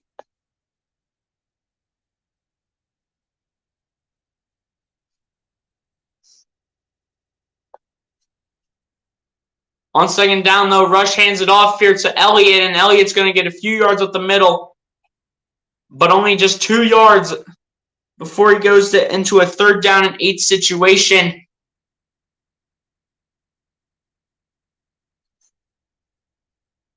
Not before it results in a 3rd down and 8 here for Dallas. Under 3 minutes to go here. And this will be an offsides call no matter what. It's incomplete. I think it's going to still be a 3rd down anyway. Yes, it's going to be a 5-yard penalty. Still 3rd down. It was offsides against Mike Hilton when they were bringing the blitz.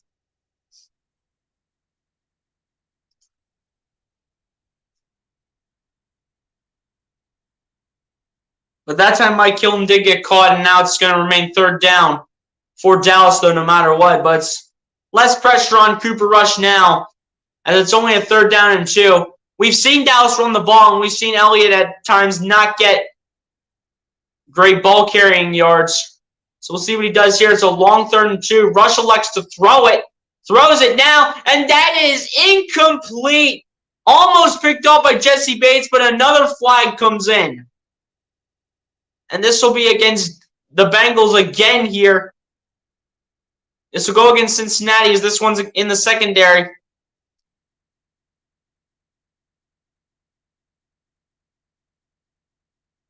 And there's going to be a holding call on the defense against Eli Apple. And that was costly, because if you do not get that holding call, then you just did yourself a phenomenal job right there easily.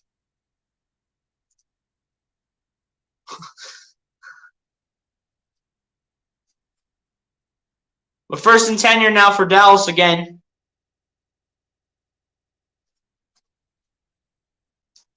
On first down, Rush pitches it out here to Elliott, and Elliott trying to get to the outside. Elliott trying to fight for that 1st down. It's going to be 2nd down, though, for Dallas. Big carry, though, by Ezekiel Elliott.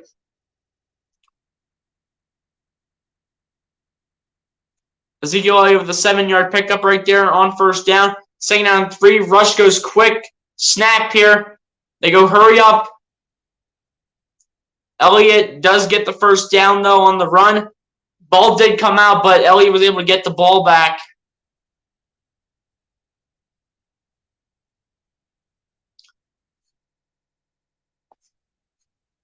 Since he's still in it, but their gap in trying to win this game is slightly closing.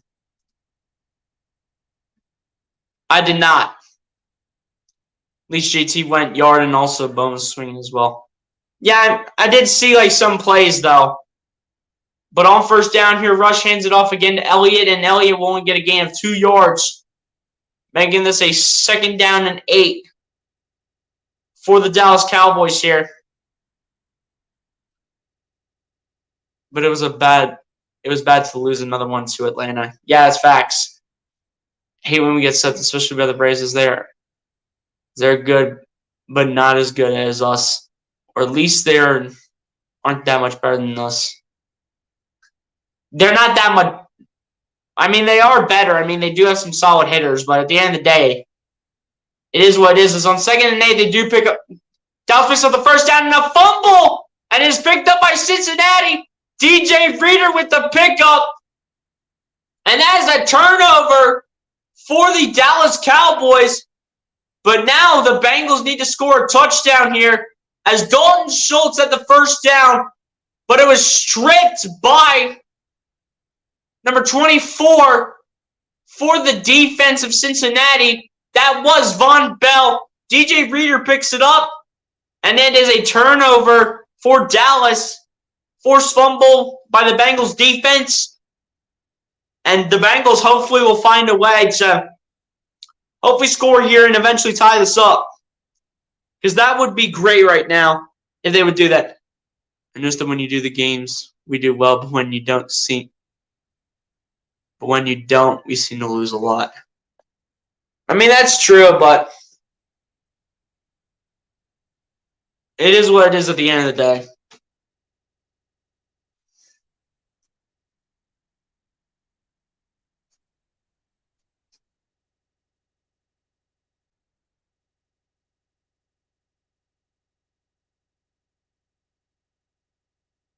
I think Trey Lance may be out for a long time, maybe even the rest of the season.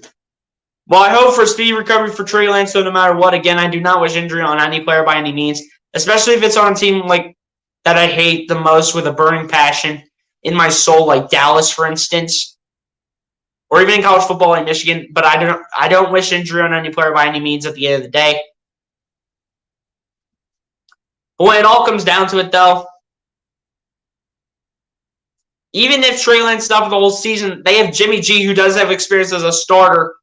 So at the end of the day, it's not the end of the world for the 49ers if Trey Lance is out for a long time, even if it is the rest of the season. Yeah, absolutely.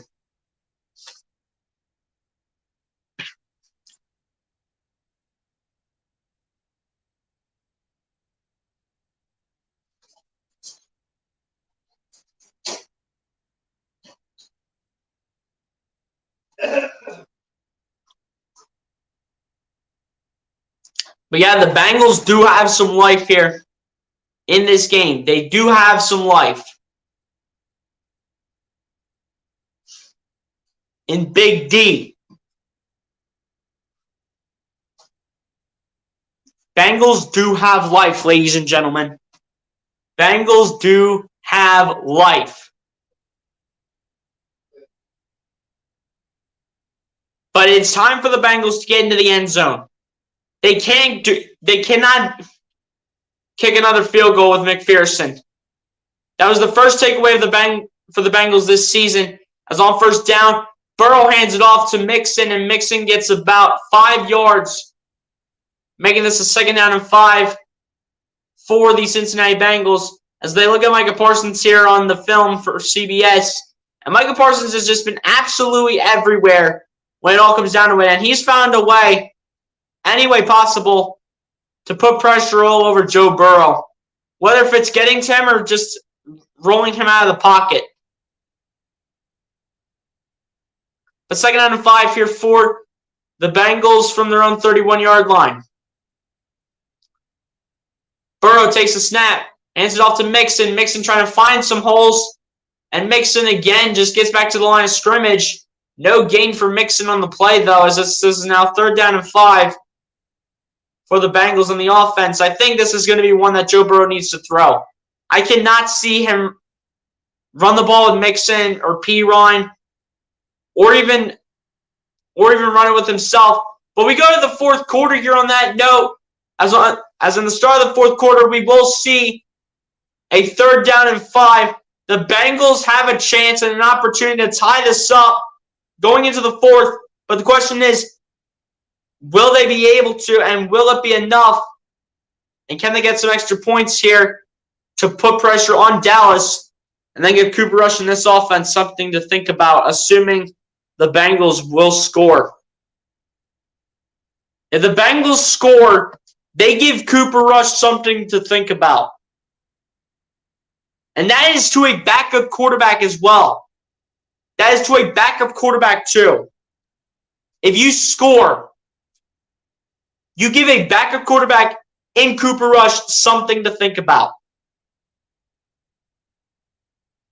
I have confidence that Dallas will lose because Jerry Jones deserves to lose. We'll see by the end of the game, man. If you had to win one game this season, what quarterback do you feel is number 1? I feel for me it would be Allen from Buffalo.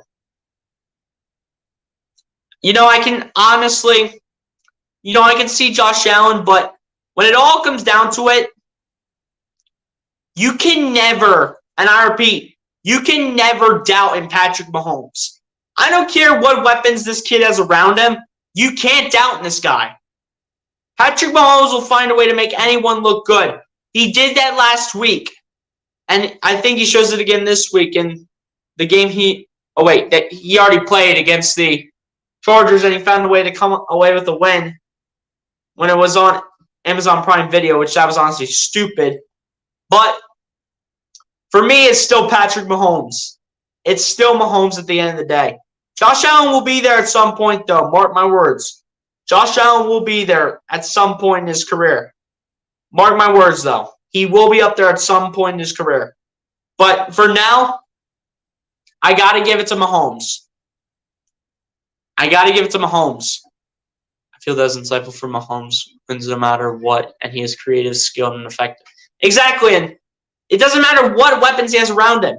It doesn't matter if he can still have Tyreek Hill. It doesn't matter if he can still have some of the pieces that he had from the past few years, even including Sammy Watkins back from a few years back. Right now, he has Juju Smith-Schuster, McCole Hardman, Sky Moore, the rookie wide receiver. And keep in mind, he still has big man Travis Kelce, who is, in my eyes, the best tight end in football. But for right now, I have to give it to Patrick Mahomes. I have to. I can't go with Josh Allen. Josh Allen will have it in a few years, though. Mark my words. He'll have it in a few years, but for now, it's Mahomes. As on 3rd and 5, Burrow needs to get the ball away, and this one is incomplete. It's going to be a 4th and 5 now. A big play again coming from 56, and that's being Dante Fowler. And this was a drive that the Bengals should have definitely taken advantage on. But again, you see Parsons bringing the pressure. You see Armstrong bringing the pressure. You see everyone bringing the pressure, but Fowler's the one to knock it away.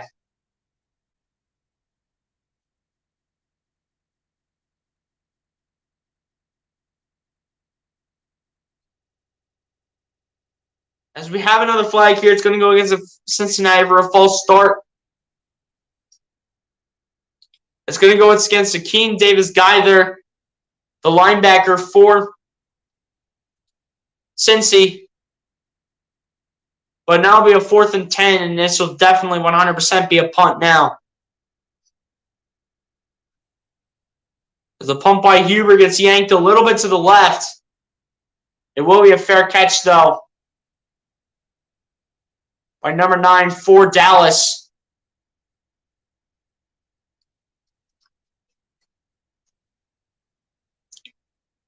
But the Bengals need to be a lot better. This defense must get another stop. They need to force another turnover. They need to get another stop. They need to do something. Should make a good argument for Mahomes, and now I've changed my mind. I would pick him 2, and Allen is number 2. Yeah, it's just hard to go against Patrick Mahomes when he literally is still a young quarterback, and with whatever weapons he has around him, he can turn into something special when he throws some really nice dimes to them, as on the first play on this drive from Dallas. They hand off to Tony Pollard, making it a 1st down here for the Cowboys. And Tony Pollard said, you know what, I'm going to come to play today.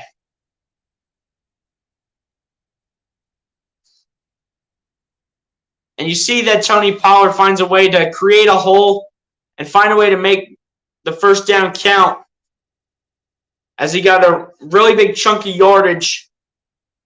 It'll be 1st down and 10 here for the Cowboys from their own 43-yard line. That was the longest rush by either team today, with a gain of 17. As Pollard takes the run again, but this time he only gets about 3 yards, making this a 2nd down and 7 here for the Cowboys.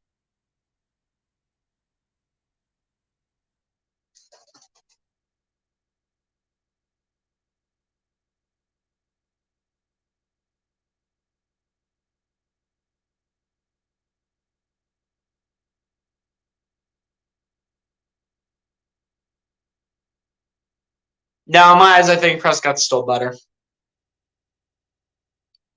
I mean, keep in mind, Cooper Rush has not played as many games as Prescott. As on 2nd and 7, it was almost picked up. Oh. It was almost picked off Hubbard did get a hand on it.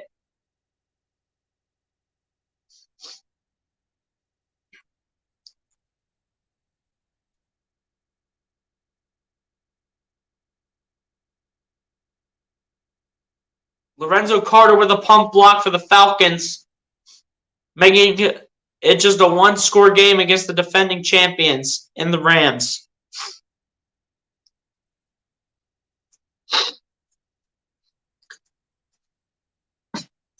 Third and 7 here for the Cowboys. Rush, dancing in the pocket, having to get out of the pocket, and he is sacked. Sam Hubbard getting to Cooper Rush. And again, this defense giving the offense an opportunity to make something happen.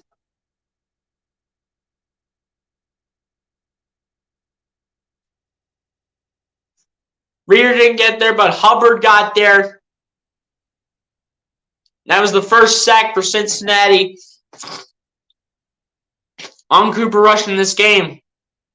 As on 4th and 12, this is a big-time punt, which will go all the way down or up to the 17 as it rolled back up the field.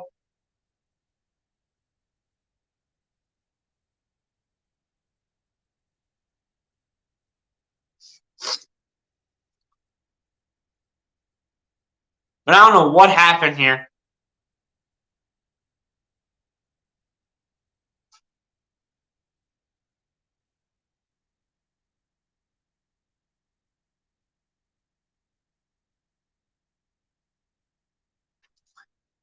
It looks like it's going to be a re-kick. Apparently something happened. It might have hit the top of the stadium.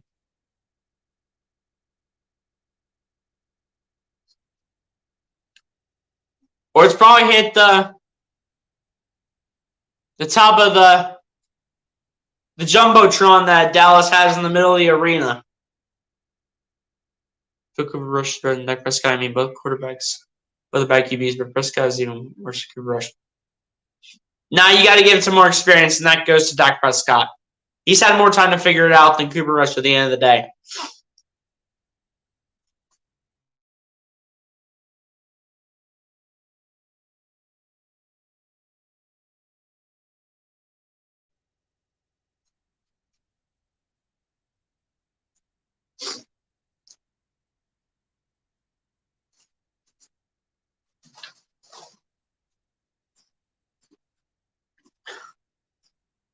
But it looked like it did hit off the Jumbotron, which was the reason why Dallas is redoing the kick.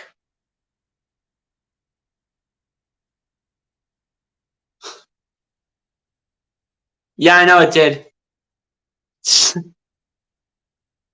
I'm sure he didn't build it, though, physically, him.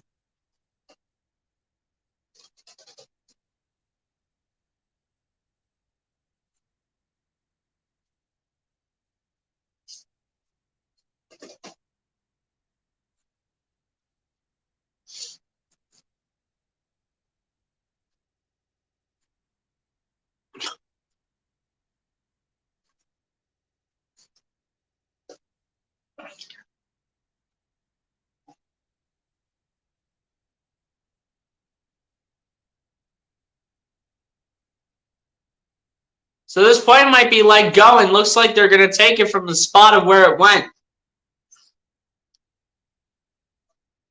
Because looks like this can't be challenged. This looks like this can't be challenged to see if it did hit the top of the scoreboard.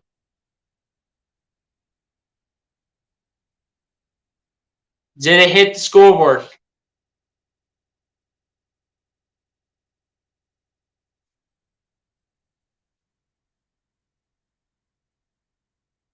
Well, it looks like they're going to let it sit at the 17. It'll be 1st and 10 here for the Bengals from their own 17-yard line.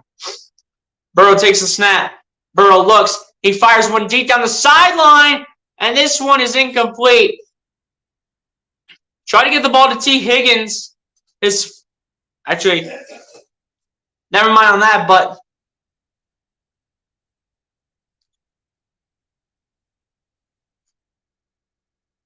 it wasn't his former team. I was thinking of Jamar Chase, but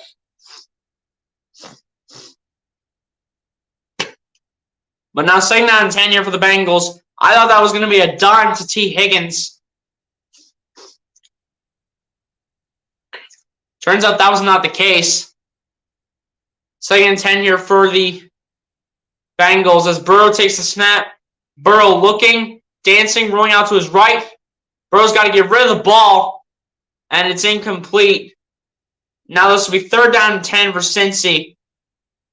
And the Bengals need to play right here big time.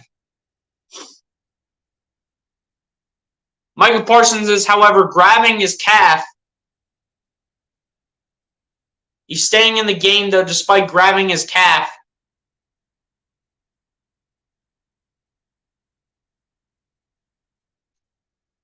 And now AT&T Stadium is all fired up.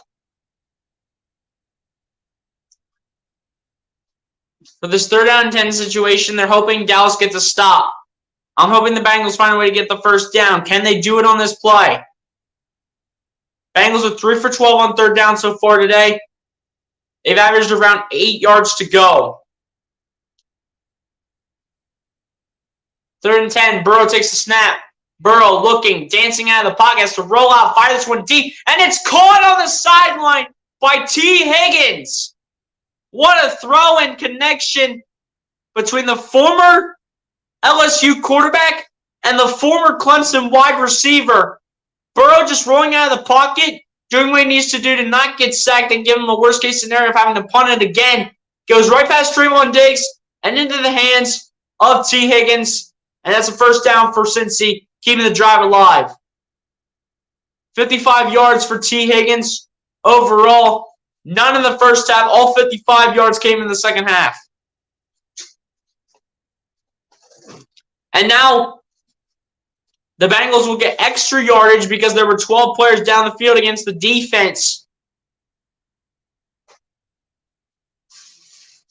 And that could have been a face mask right there against number 71 for the offensive line. And Parsons is shaken up. He's limping a little bit. He's still staying in the game, though. Looks like it's the worst day in the U.S. Who knows, man? Especially for the Cowboys. Absolutely it is.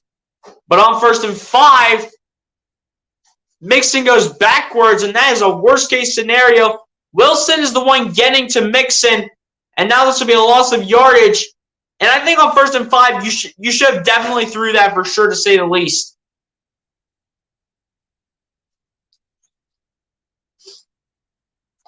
And looks like the San Francisco 49ers are going to defeat the Seattle Seahawks with Jimmy G taking over in the game for Trey Lance. San Francisco's last home win against Seattle was all the way back in 2018, the week before Christmas. 2nd down and 7, Burrow takes a snap. Burrow fires, that is caught by Jamar Chase, and that is a 1st down for the Bengals, keeping the drive alive. They go up to their own 47-yard line and keep the drive alive for their team.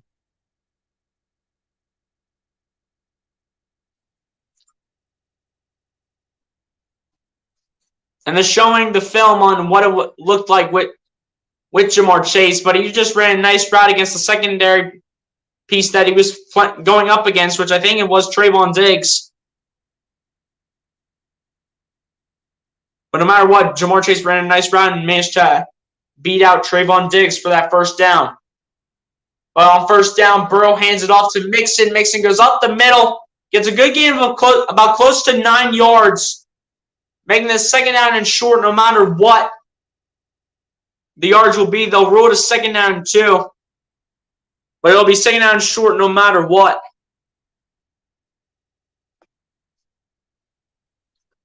Guys, it's looking like Trey Lance is going to be out for the year, so Jimmy G is going to take over for the franchise of San Francisco for the remainder of the season. Prayers up to Trey Lance. Hopefully he has a speedy recovery despite being out for the season, most likely. The 2nd down and 2 here for the Bengals from the Dallas 45. Burrow hands it off to Mixon. Did he get in? The answer looks like it's a no. That'll be 3rd down and 1 here. It'll be 3rd down and 1 here for the Bengals. And in my eyes, I really do think that Dallas is coming with a blitz on the next play. Micah Parsons is still on the sideline. If I were the Bengals, I would pull a Kansas City Chiefs right here. Like how the Kansas City Chiefs used Tyreek Hill to win the game against the Browns the one year. I would pull a Kansas City Chiefs and throw it to Jamar Chase, even though they think it's a run play. Which it doesn't look like it's going to be like that. Dak's trying to hype up the crowd. But on 3rd and 1, Burrow fires this out. This is caught for a first down. That is caught for a first down. That is Hayden Hurst getting the first down here for the Bengals. And they sort of found a way to pull off a Kansas City. Throw the ball over the linebacker. And Hayden Hurst able to pick up the first down and keep the drive alive for Cincy. Put him right back in the game. Joe McCarthy is a terrible coach. I hope Trey Lance recovers well and is back for next season. Me too, man. I hope for a speedy recovery for Trey Lance. On first down, Burrow in play action. Fires it, and this is incomplete. And a flag comes in, and this could be against Dallas here. Van Der Esch and Wilson collided, and this could be... Is this going to be a pass interference against Dallas, or what's the call here? I don't know what happened here, but what is the call? There's no foul for unnecessary roughness, though. But, I mean, he was never down no matter what. But, I mean, Van Der Esch can't stop his body. So, I mean, I don't think there's anything that Van Der Esch could do about that, so I actually like the call. There's nothing Van Der Esch could do about it.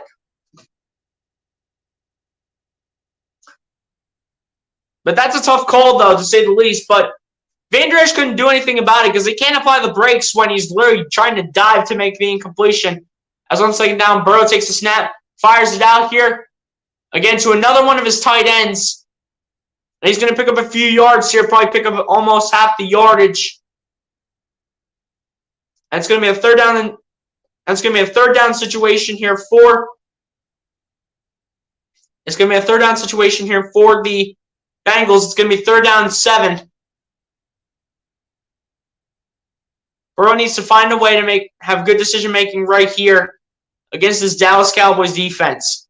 He's got to find a way. He needs to make a big play happen right here. A timeout is called here by Dallas to think strategy here on this 3rd down convert. What could potentially be a 3rd down conversion here for the Bengals if a big play is made for this offense. Because keep in mind, the Bengals, if they score right here, and again, like I said before, if the Bengals score right here, and then they pick up the 2-point conversion, it gives the Cowboys something to think about, and especially in particular Cooper Rush. It gives them something to think about at the end of the day when it all comes down to it.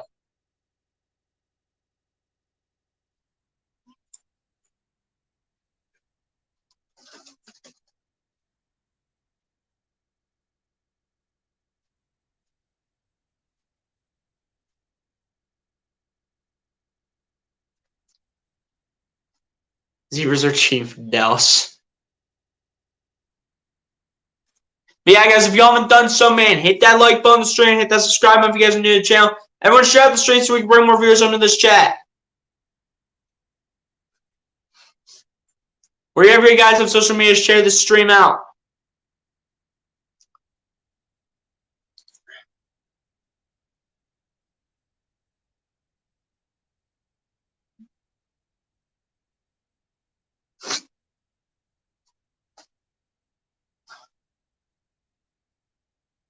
Where did Cooper Rush play college football? I don't remember hearing about him. I don't know either, actually, Bruce. I actually don't remember where Bruce Harper, or not Bruce Harper. I actually don't even remember where Cooper Rush played college football. I would say a small school. I'd say a small school for Cooper Rush. I'd say a small school is where Cooper Rush played at. Which one? I have no idea. But I think Cooper Rush went to a small school. Spicy Bryce, let's go, my guy. I appreciate you for coming through. Say Cooper Rush is the GOAT. Yeah, right.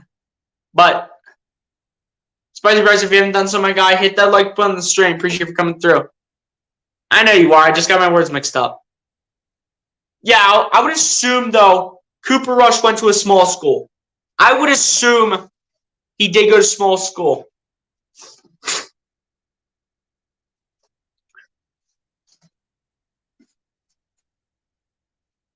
That'd probably be like the state and city where he's from. But what college did he go to?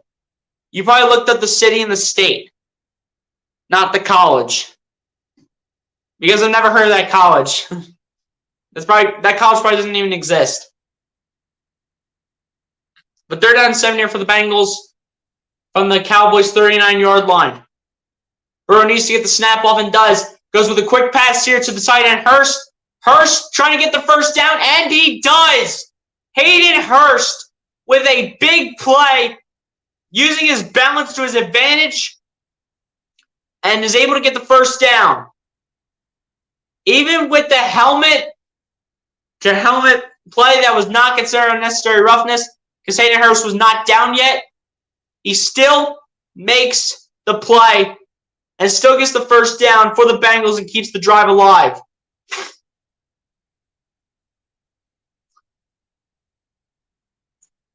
School's good, man. School's good.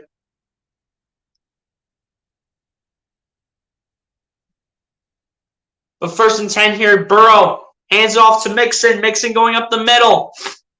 And Mixon will get a few yards here, probably between like 5 or 6 yards. And this will be a 2nd down and 5 or 4, depending on whatever it is here for the Bengals.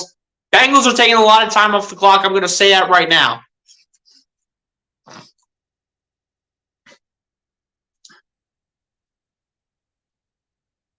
You're right. He played at Central Michigan. Yeah, I knew it was going to be a small school. Yeah, that university probably didn't even exist that you said the first time. As on 2nd and 6, Burrow fires this one out to the sideline. This one was incomplete. Tried to get it to Jamar Chase. Burrow throws it too far to the sideline, and it's not even close to Chase whatsoever.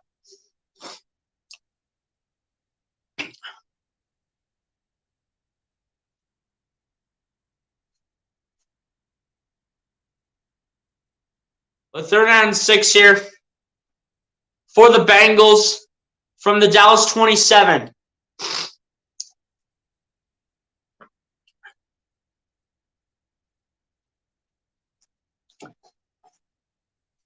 Bengals are 3 for 3 on 3rd down this drive. Burrow takes a snap.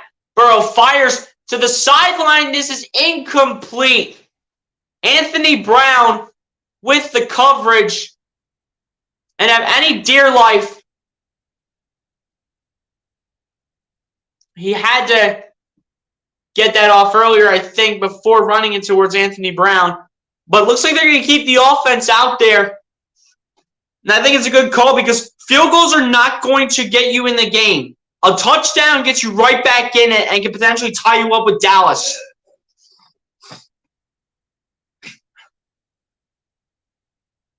But 4th down and 6 here for Joe Burrow and the Bengals. Burrow takes a snap. Burrow fires it. This is caught by Jamar Chase against Trayvon Diggs to keep the drive alive under 6 minutes to go. For a second, I thought that Jamar Chase was going to bobble it and it was going to be incomplete. Jonah Williams, though, got absolutely destroyed by Micah Parsons. And Parsons hit Burrow, but Burrow with a beautiful throw to Jamar Chase. That was their first play in the Reds. This will be the first play in the red zone today. So they have never approached the red zone yet. On 1st down, Burrow hands it off here to Pirine this time. Since Mixon's on the sideline, Pirine is taking carries here for the Bengals. As now this will be 2nd down and long here, as this will be a 2nd down and 8 for Cincinnati. Bengals are in the red zone now and puts them in a good position. I mean, Diggs is, he just gives up a lot of big plays at times. He's not the best, but he's not the worst corner. Best corner in the league easily goes to Jalen Ramsey. But on 2nd and 8, Burrow fires it to the sideline. That is caught once again. T. Higgins making the play and again keeps the Bengals drive alive.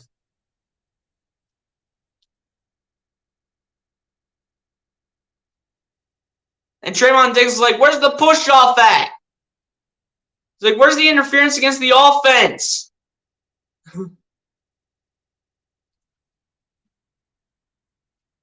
Trayvon Diggs got all fired up, but you cannot challenge a penalty like that. You can't do that. But on 1st down, Burrow hands it off to Mixon. Mixon getting a few yards, a couple yards on the play, gain of about 2, making this 2nd and goal here for the Bengals.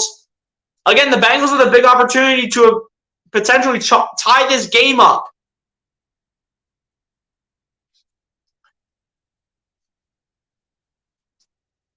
I'm going to say it again. If you score a touchdown and get the 2-point conversion, you give Cooper Rush something to think about. You really do. As a backup quarterback, you give Cooper Rush something to think about if you score a touchdown and get the 2-point conversion on this drive. 2nd and goal here for the Bengals from the Cowboys' 5-yard line. Burrow takes a snap. Burrow looking, dancing, rolling out to the right. Burrow fires to the end zone. That is caught. Touchdown. T. Higgins. And that is part of what the Bengals needed in order to get back in the ball game. And just like that, they're down by 2. And they're easily going for 2 to tie this game up. And that is what Joe Burrow and the Bengals needed. Burrow got DeMarcus Lawrence to jump, which I don't know why DeMarcus Lawrence was jumping for dear life. But T. Higgins is wide open, gets 2 feet in. That's a touchdown. And they go for 2 here from the 2-yard line. Bengals with the chance to tie this game up and give Dallas something to think about, assuming they convert it. Last season, they were 1 for 5 on 2-point conversions. Can they make something happen here? Burrow takes a snap. Burrow on the 2-point conversion tries to the end zone. That is caught! For the 2-point conversion, it is good. Tyler Boyd gets it, and we have a tied ball game here with 3:45 left to go in the 4th quarter. The Bengals now give Cooper Rush and this offense something to think about. The Bengals did everything I said. Get a touchdown, score the 2-point conversion. They did just that, and now they give the Cowboys something to think about. And this is now a tied ball game at 17 points apiece here in Big D. My goodness gracious. Talk about game of the week. This is game of the week right here. This is game of the week right here, ladies and gentlemen. What a comeback by the Bengals, though. What a comeback. Bengals have come storming back into the game within, I think, what was 11 unanswered points. I think it was 11 unanswered points because I think it was 17-6 at halftime. But a great job by the Bengals to go out there and execute. They had to go through some really rough tasks on some of these downs, but they're just able to find a way to tie this up. This is why they're the defending AFC champions. This is why they're the defending AFC champions. This is why they're the defending AFC champions, because they can make plays like this. So, yeah, buddy, go Bengals. You already know. That was awesome. Yeah, you already know. As we can see, a tied ball game. Tied ball game, ladies and gentlemen. 17-17. That's what I'm talking about. That's what I'm talking about right there. 3:45 left. And we have a tied ball game here in Big D.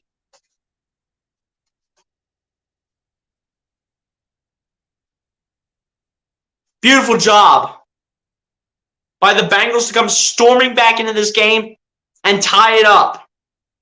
Now, can they take the lead? Potentially, if they get a stop on this drive. Like I said before, they now gave Cooper Rush something to think about with this offense. They gave him something to think about now going into this drive coming up. If the Bengals make one stop and then get into Evan McPherson's range, this will be a phenomenal comeback by the Cincinnati Bengals in order for them to win this game. But the defense must come up clutch on this drive.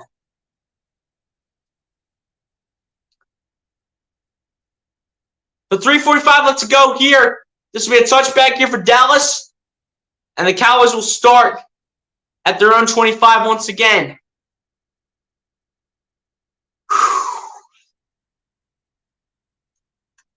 Dude, this game is insane. This game is absolutely insane right now. This game is insane. Unbelievable. How this game is tied up.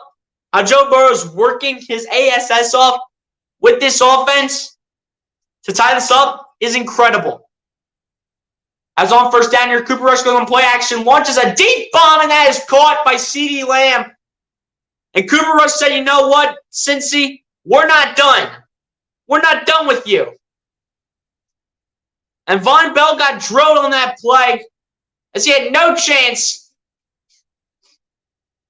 Actually, he was the one to actually tackle CeeDee Lamb on the play.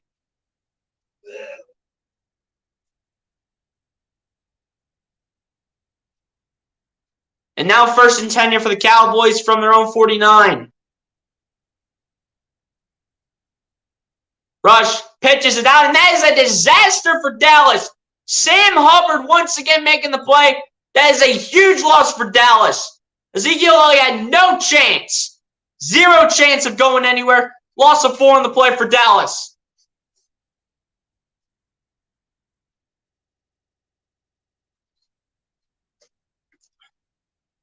But 2nd down and 14 here for the Bengals. Or rather for the Cowboys, I should say. 2nd and 14.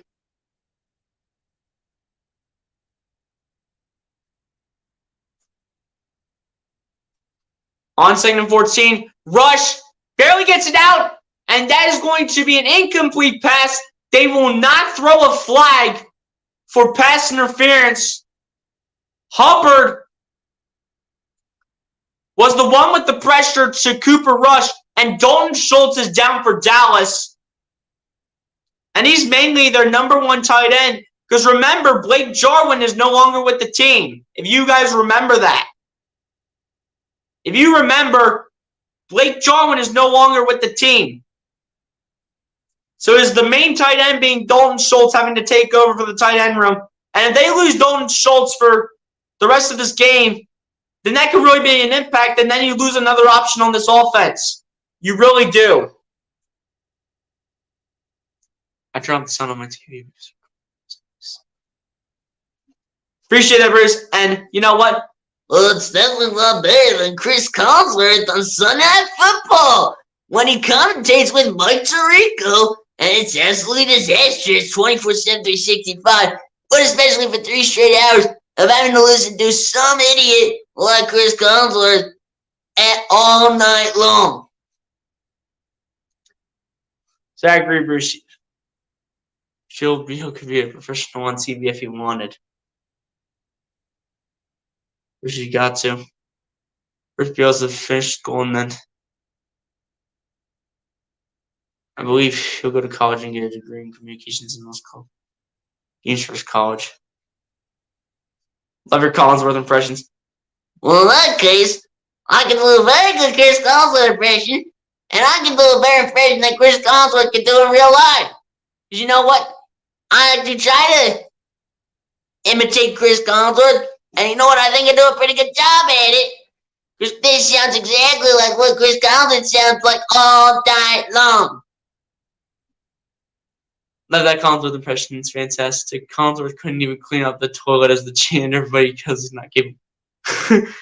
You said that in the other stream, Bruce, and you mentioned something about beer. MC said exactly, and said LOL. Oh, pressed it again. Well, Chris Collinsworth, and we are here for Sunday Night Football, where the Philadelphia Eagles and the Dallas Cowboys will go out and battle in this duel of NFC East rivals. And I always believe in the Dallas Cowboys. They are America's team. And in my eyes, I will always pick Dallas to win. Because the Philadelphia Eagles do not have that great of a roster until they get rid of Jalen Hurts and blah, blah, blah. Because you know what? I can say whatever the heck I want. Because I got the right to say what I want out of my big mouth. Shut up, Chris Collinsworth. You're an idiot. They're down to 14. Let's go. Rush takes the snap and it's deflected at the line. And it is incomplete. BJ Hill, the one making the play. And he holds at the big 4 because it's 4 down.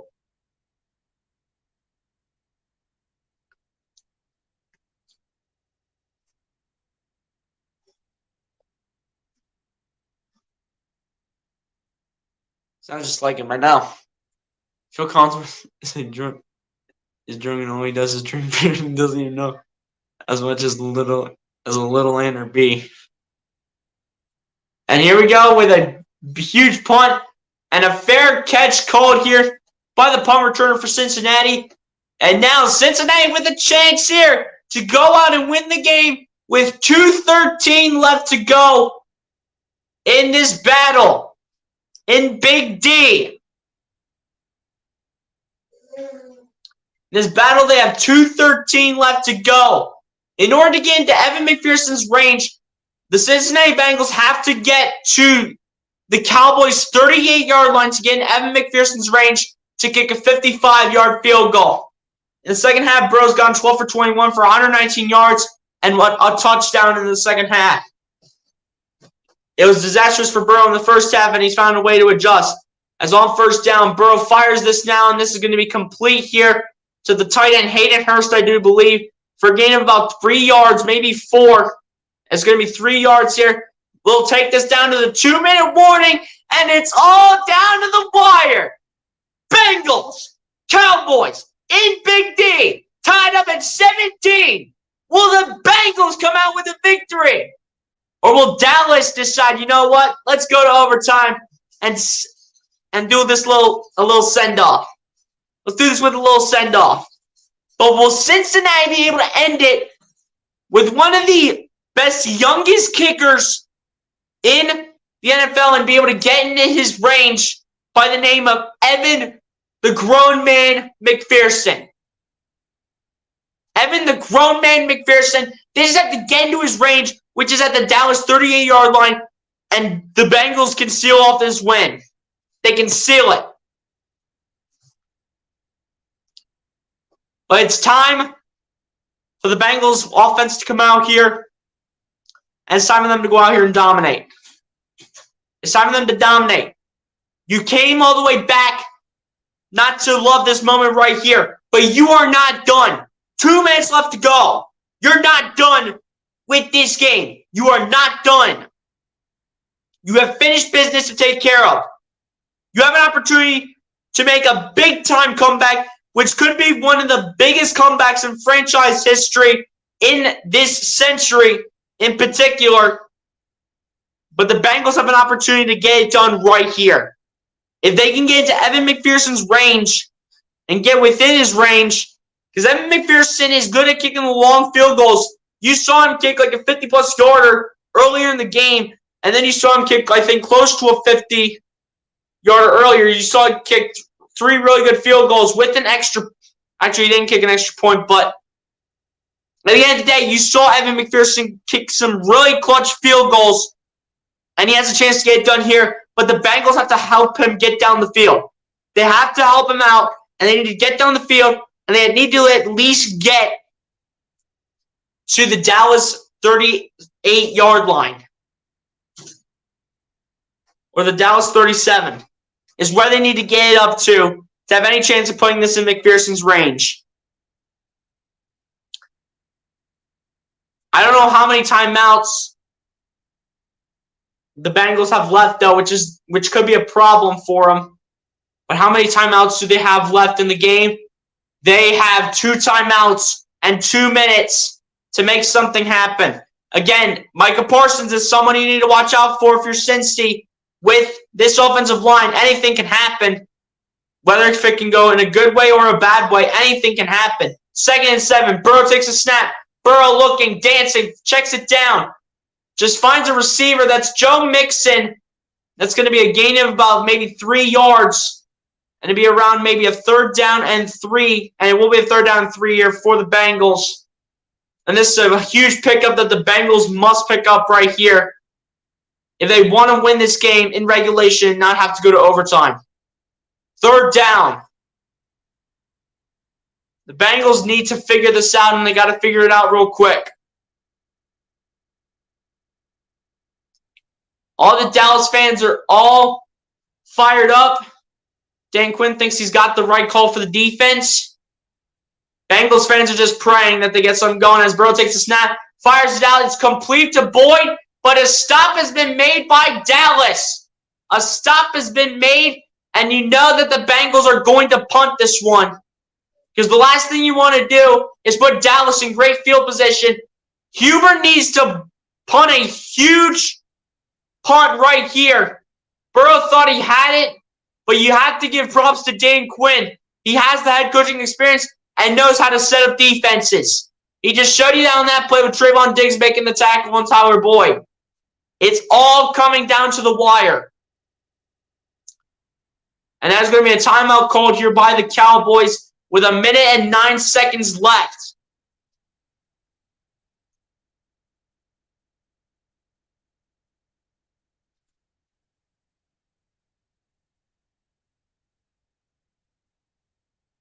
Huber has to absolutely boot this one as far as he can put it. On 4th and 2, Huber punts this and hopes it's a big one. Can he get it down far enough? It's going to be returnable here. And can he get much of anywhere? He gets down the sideline, gets a few extra yards. But now the Cowboys all rely on Cooper Rush to take him down the field and give him the win.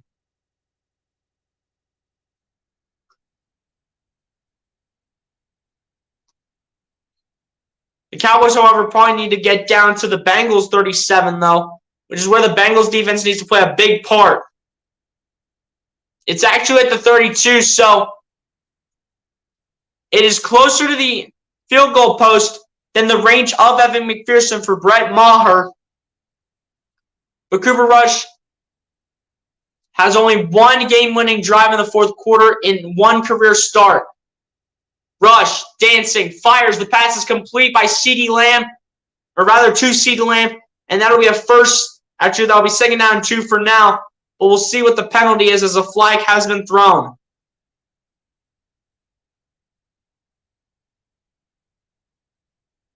I don't know what the call is here, though.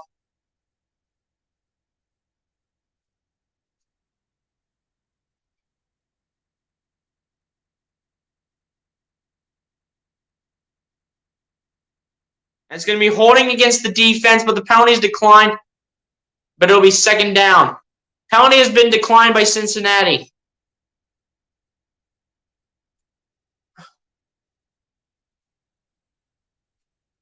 But 51 seconds left to go here in regulation. Maher is praying that Dallas gets into his range, which is only at the 32-yard line for a 49-yard field goal try. On 2nd and 2, Rush, dancing. Rush with pressure in his face, and it's caught by the receiver, Noah Brown, and finds a way to pick up the 1st down here for the Cowboys. Everyone has to get set here. On 1st down, Rush takes the snap. Rush throws it now to the sideline. That is caught by CeeDee Lamb, and time continues to tick off the clock. Bengals defense needs to do something right here. They need to, sack Cooper Rush. They need to do something.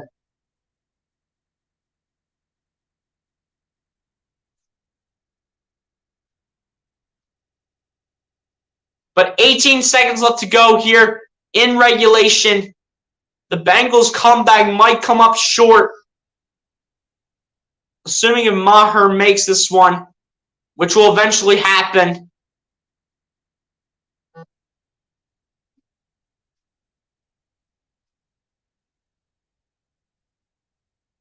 Cooper Rush so far 19 for 30 for 235 yards and a touchdown.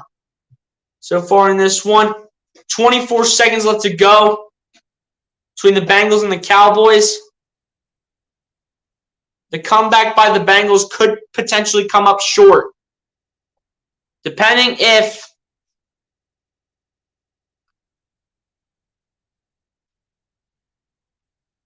they can get into Maher's range.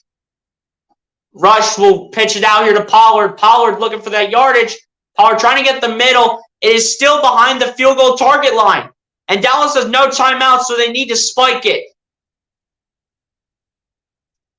10, 9, 8, 7, 6. They need to spike it. 5, 4. And they spike it with 3 seconds left. And they have gotten pretty close to Maher's range. Joe Burrow is hoping that the kick by Maher is missed.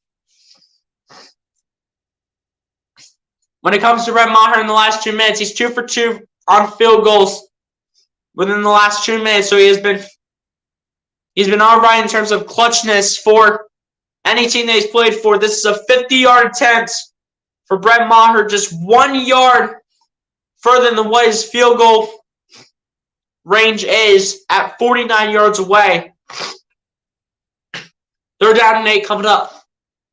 And the kick is away. And the kick, it's good, and the Cowboys managed to win. Somehow in the world, Maher barely squeaks it in, and the Cowboys will hold on and defeat the Cincinnati Bengals by a final score of 20-17.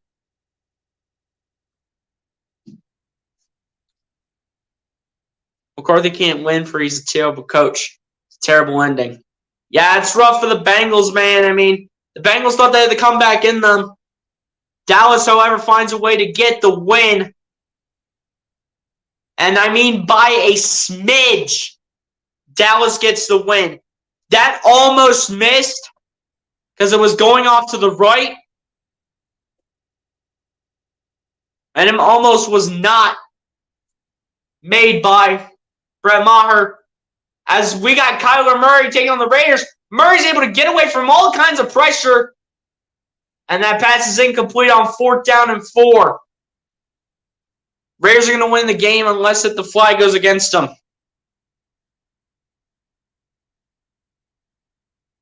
Forget about the Bengals. It's bad for us, too. Yeah, it's true. Too close, but a great game. Yeah, I mean, it came down to the wire. But Dallas just found a way to finish it.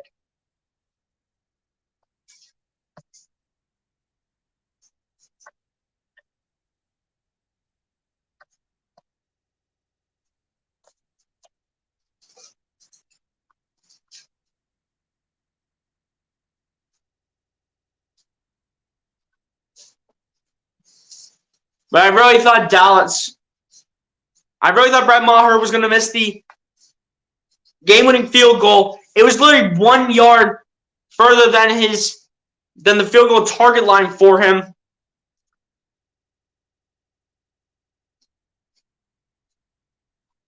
But 1st and goal here for Kyler Murray and the Arizona Cardinals. Murray takes the snap. Murray dancing around. Murray rolls to his right. Murray fires to the end zone. That is broken up and incomplete. 11 seconds to go.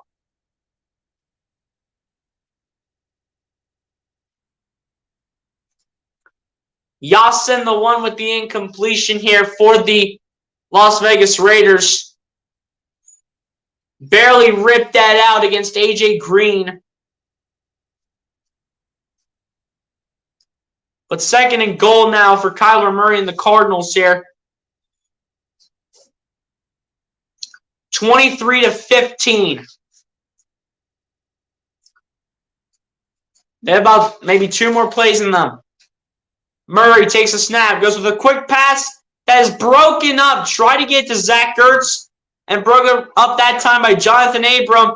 8 seconds left now for the Cardinals to score a touchdown and get the 2-point conversion.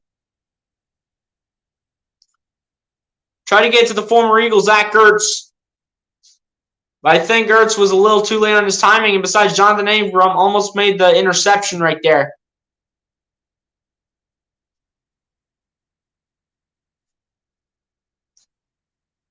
You give the Raiders one more chance right here. And the Raiders with one opportunity to make a stop. Murray, quick pass. Not even close to getting it to Zach Ertz. Ertz doesn't even have his hands on it. And Murray's like, come on, man. That's a DPI right there. Murray's like, come here. Come here.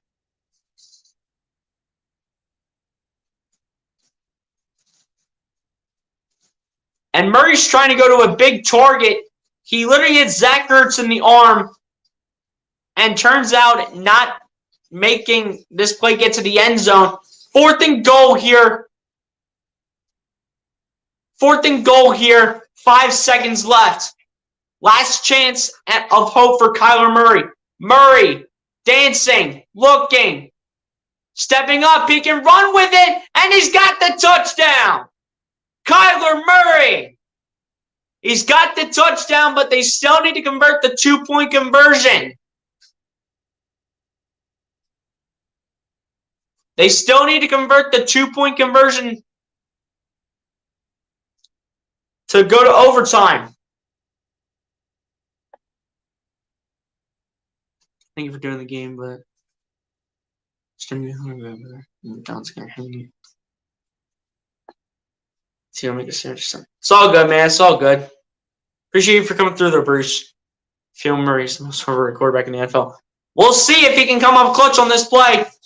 Because there's still one glimmer of hope for Kyler Murray and this offense of the Cardinals. And Raiders called the timeout to try to ice the Cardinals' offense. Guys, apparently no. But guys, no matter what the result is here, whether the 2-point conversion is made or not, I'm probably just going to end it because I only have 21% left on my phone in terms of battery power. So I'm going to probably just end it after this play no matter what happens right here. Yeah, appreciate you for coming through, Bruce. Appreciate you for coming through. Appreciate everybody for coming through, man. I'm going to watch this little bit of the Cardinals-Raiders game right here. This last little bit.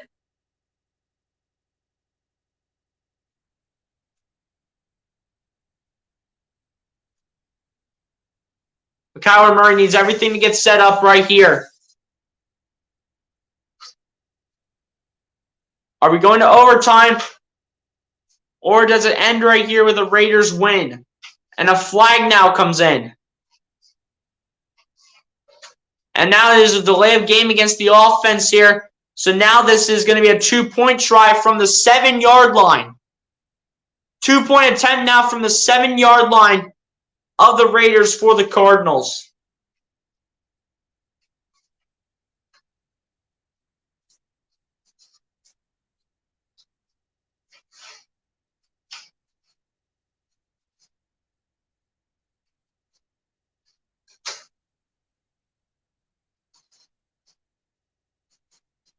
But this is the last chance and the last dance for Kyler Murray and the Cardinals in this bonanza.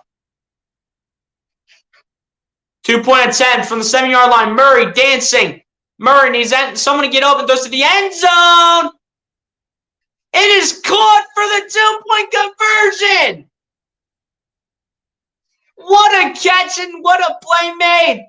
A.J. Green. What a throw and catch. Going to the end of regulation, and we go to overtime. Between the Cardinals and the Raiders, and Raiders fans are not happy with the defense. Kyler Murray just threaded the needle, and there's not much you can do about it if you're the Raiders secondary. There's not much you can do. But just drop that in for a beautiful play. Murray was directing traffic. Said, hey, get open for me. Get open for me. And a beautiful throw. by Kyler Murray. And that is clutch. Going to overtime, but guys, I'm going to pretty much end the stream here. After we read this comment from Bruce Harbison, I'll have to listen to stupid Joe Buck and Troy Aikman since you're not able to do the game tomorrow. They're both idiots. They're better than Collinsworth. Yeah, that's right. Wait, you mean Bruce? You mean they're better than? I'm here ready to do the Monday Night Football game, or the Sunday Night Football game here tonight between the Philadelphia Eagles and the Dallas Cowboys. And I am here ready to be biased and saying that the Dallas Cowboys are going to win this game no matter what happens against the Philadelphia Eagles. Why? Because I'm so biased.